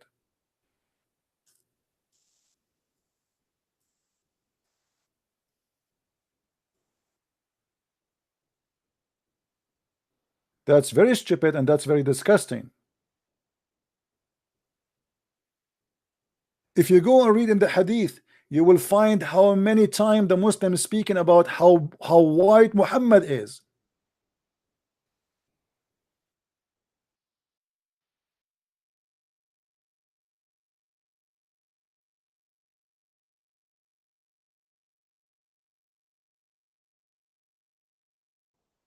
If they are not racist, why you care? Why nobody speak about Jesus if he was white or black? Why we don't see in the Bible description of Jesus that his hair was etc. and his eyes was etc.? Because this is not what we are about. If my Lord the Messiah, he came to us in a form or in the look of a black man, still he is my Lord. If he came to me in a form of an Asian person, he is my Lord. If he is white, he is my Lord. Muhammad, he have to be white person. And the Muslims, they have tons of a story about how white he is. He is white and he wear white clothes.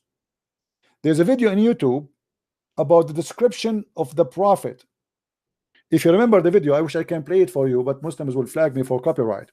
The guy was saying, a guy, he came and he saw the Prophet and he saw the moon and he looked at the Prophet and he looked at the moon and he looked at the Prophet and he looked at the moon and he looked at the Prophet and he looked at the moon, and the Prophet was whiter than the moon. Go watch it.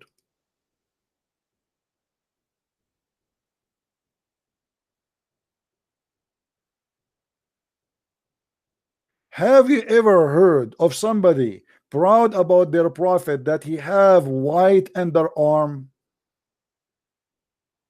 Do you see it?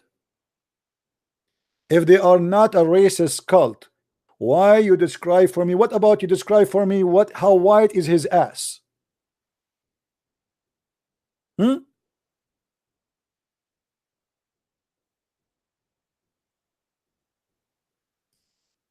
Why we need? He is a prophet or he is doing the striptease club?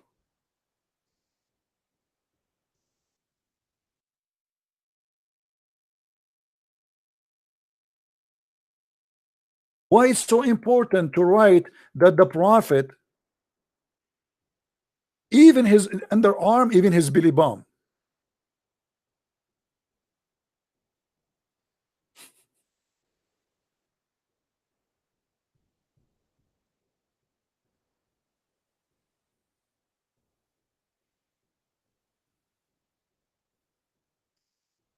Madness and stupidity.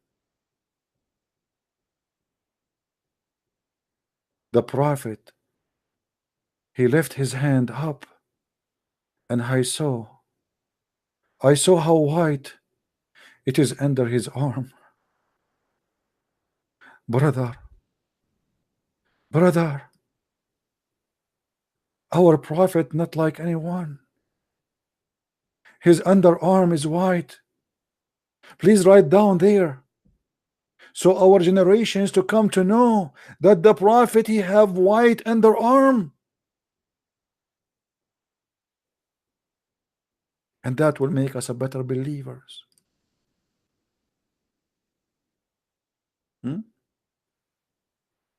Brother, the prophet, he have a very white cheek.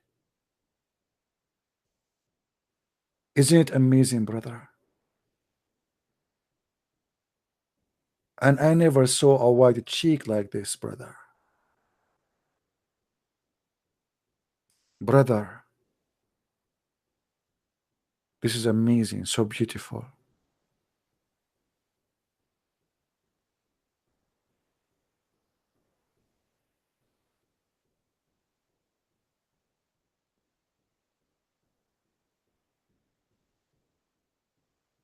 If you people are not racist, why you are describing this whiteness? That's mean what is considered in Islam. I want you to show me one place where a black person described according to Islam as a beautiful person. Who want to do that to me? We know what Muhammad, he said about the black people, how they look like, raising head. Huh? You're a prophet, he said, raising head. You Muslims and Muhammad and your God making it clear that the beauty color is the color of white, and the devil color is the black color.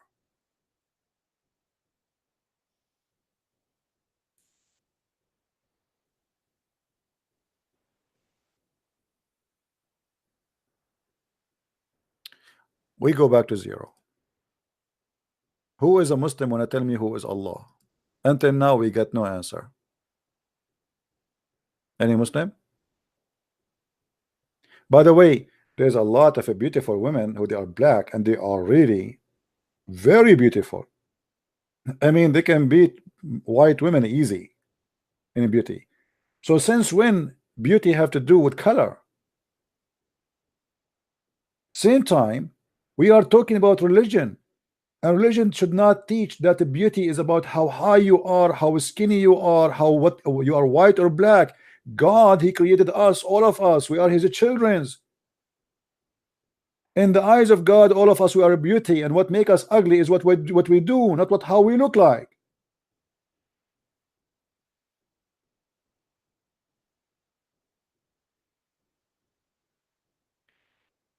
Maybe human being, he have his own way to describe beauty, which sometimes stupid. Like today, they convince women they have to be skinny to the point the woman, she is almost dying from hunger. And everybody want to lose weight. You keep losing weight until you lose your mind. And they take you to the hospital and you die in the hospital because you want to lose weight. And you keep taking medication to lose weight. And then you find that you have a liver failure, you have a heart failure. Just because you want to make somebody see you beautiful, which is stupid. The one who don't like to see you the way you are, he will leave you as soon as he sees someone else more beautiful. If a man, he want to marry you or want to be with you because you have big breast, tomorrow he will see a cow and he will move to the cow, he will leave you. So what we do, we make a surgery for our breast. And by the way, in case you do not know, Muhammad, his God himself, he did the improvement surgery. You remember? Do you remember the story? Muhammad in the Quran, it says that Allah, He made a surgery for him to expand his breast.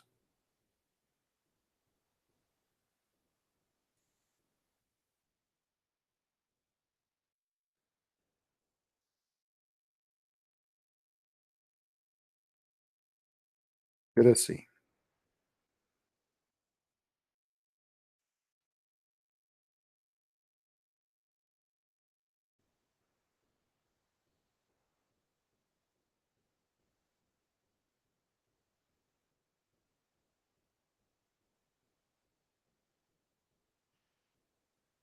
Let us see here.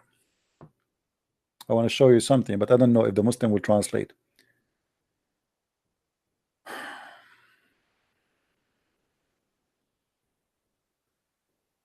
You see, in English, I don't find the word black. It's gone.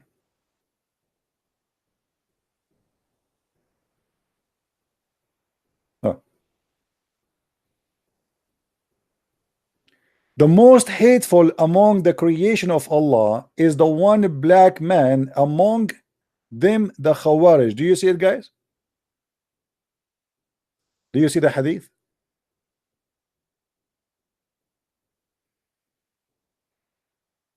Is it coming to you clear on the screen? Who is the most hateful person? Is a black man.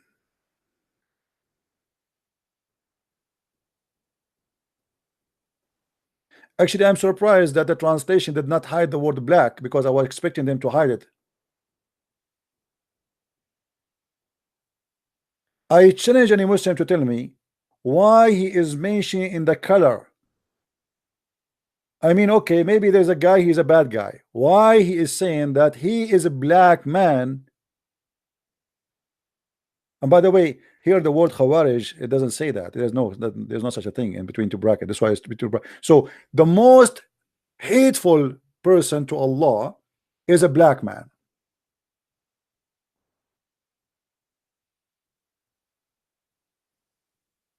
Do you see it? Is that racism, or this is you know, what they will say now?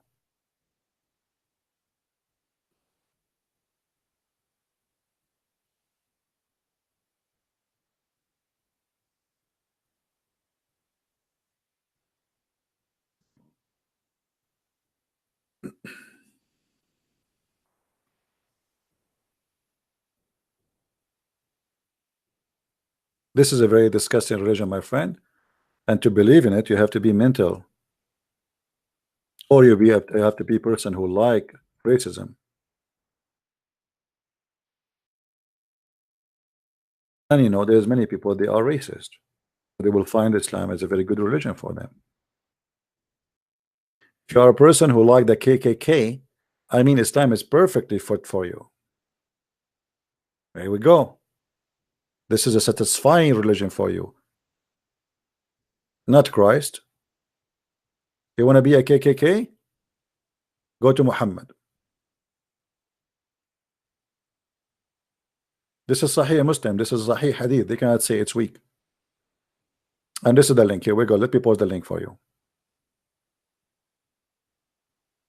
So next time if we mention it, you guys can help me and post the link, because sometimes it's too many things to remember. Let us see how many of you will save the link.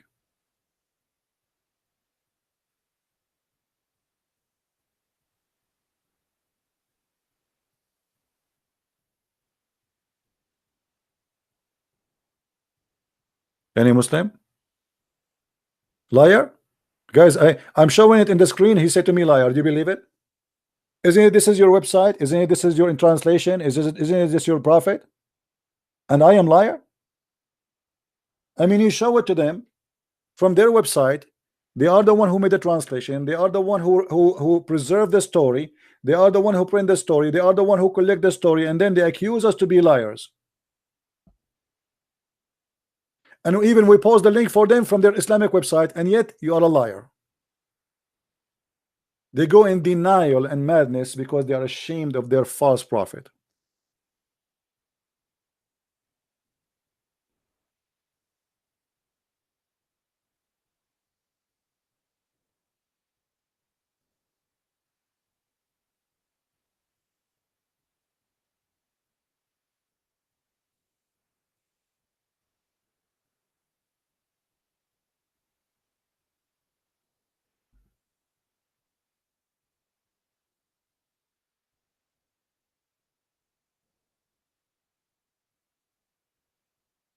Any Muslim?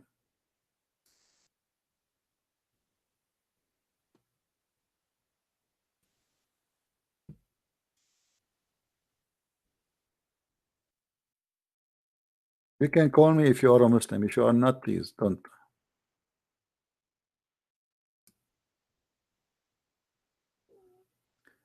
Somebody sent me the video of Pastor David Lane, and I don't know this gentleman. Obviously, you guys, you like him. Obviously, he's a good man, but I don't know him.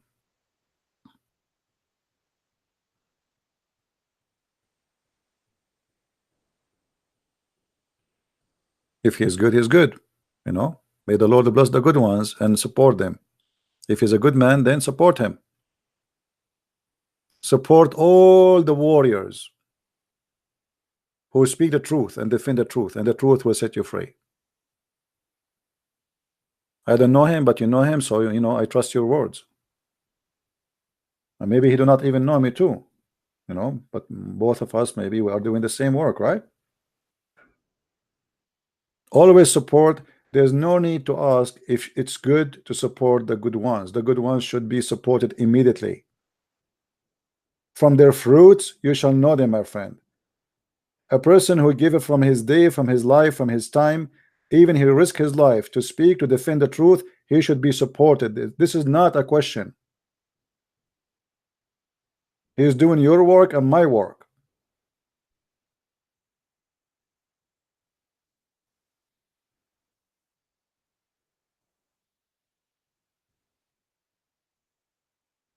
He is a divider. I don't know about that. I trust what people said.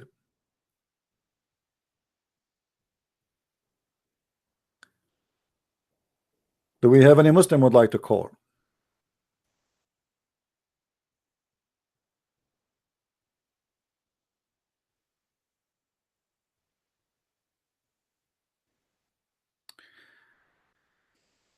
Somebody's asking me.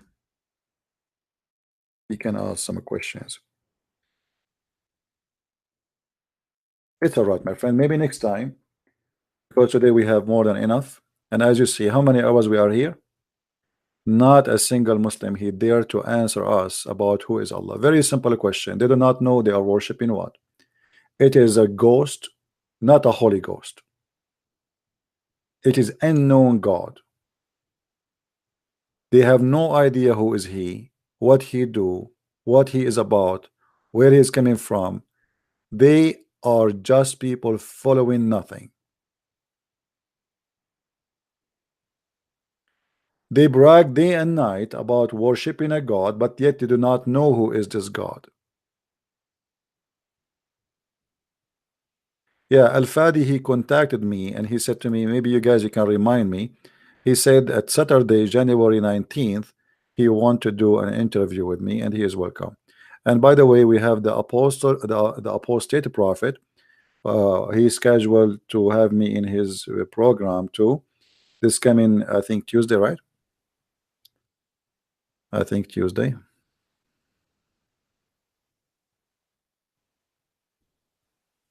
Let me see. The problem, I have tons of text each time I open, and the text of the person will disappear. It's hard to find the person.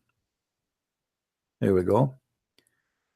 Okay, so we are going to be with the apostate prophet, but I will still broadcast on my channel too, so you can stay here.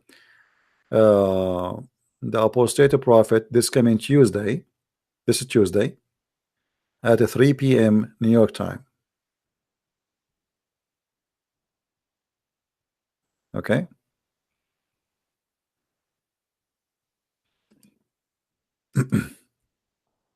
Now, to be honest with you, I don't like this kind of like interview. If when I talk about me, I will not like it. I talk about Islam, not about me. Me is not important. I am no one. You know, sometimes they ask me like, oh, why you became doing this and why. I don't like those things, because simply there is no point. You will learn nothing from it. Why? Because I am a person who defends the truth. How I do it? This is how I do it. Where? We do it here. Who I am? I'm no one.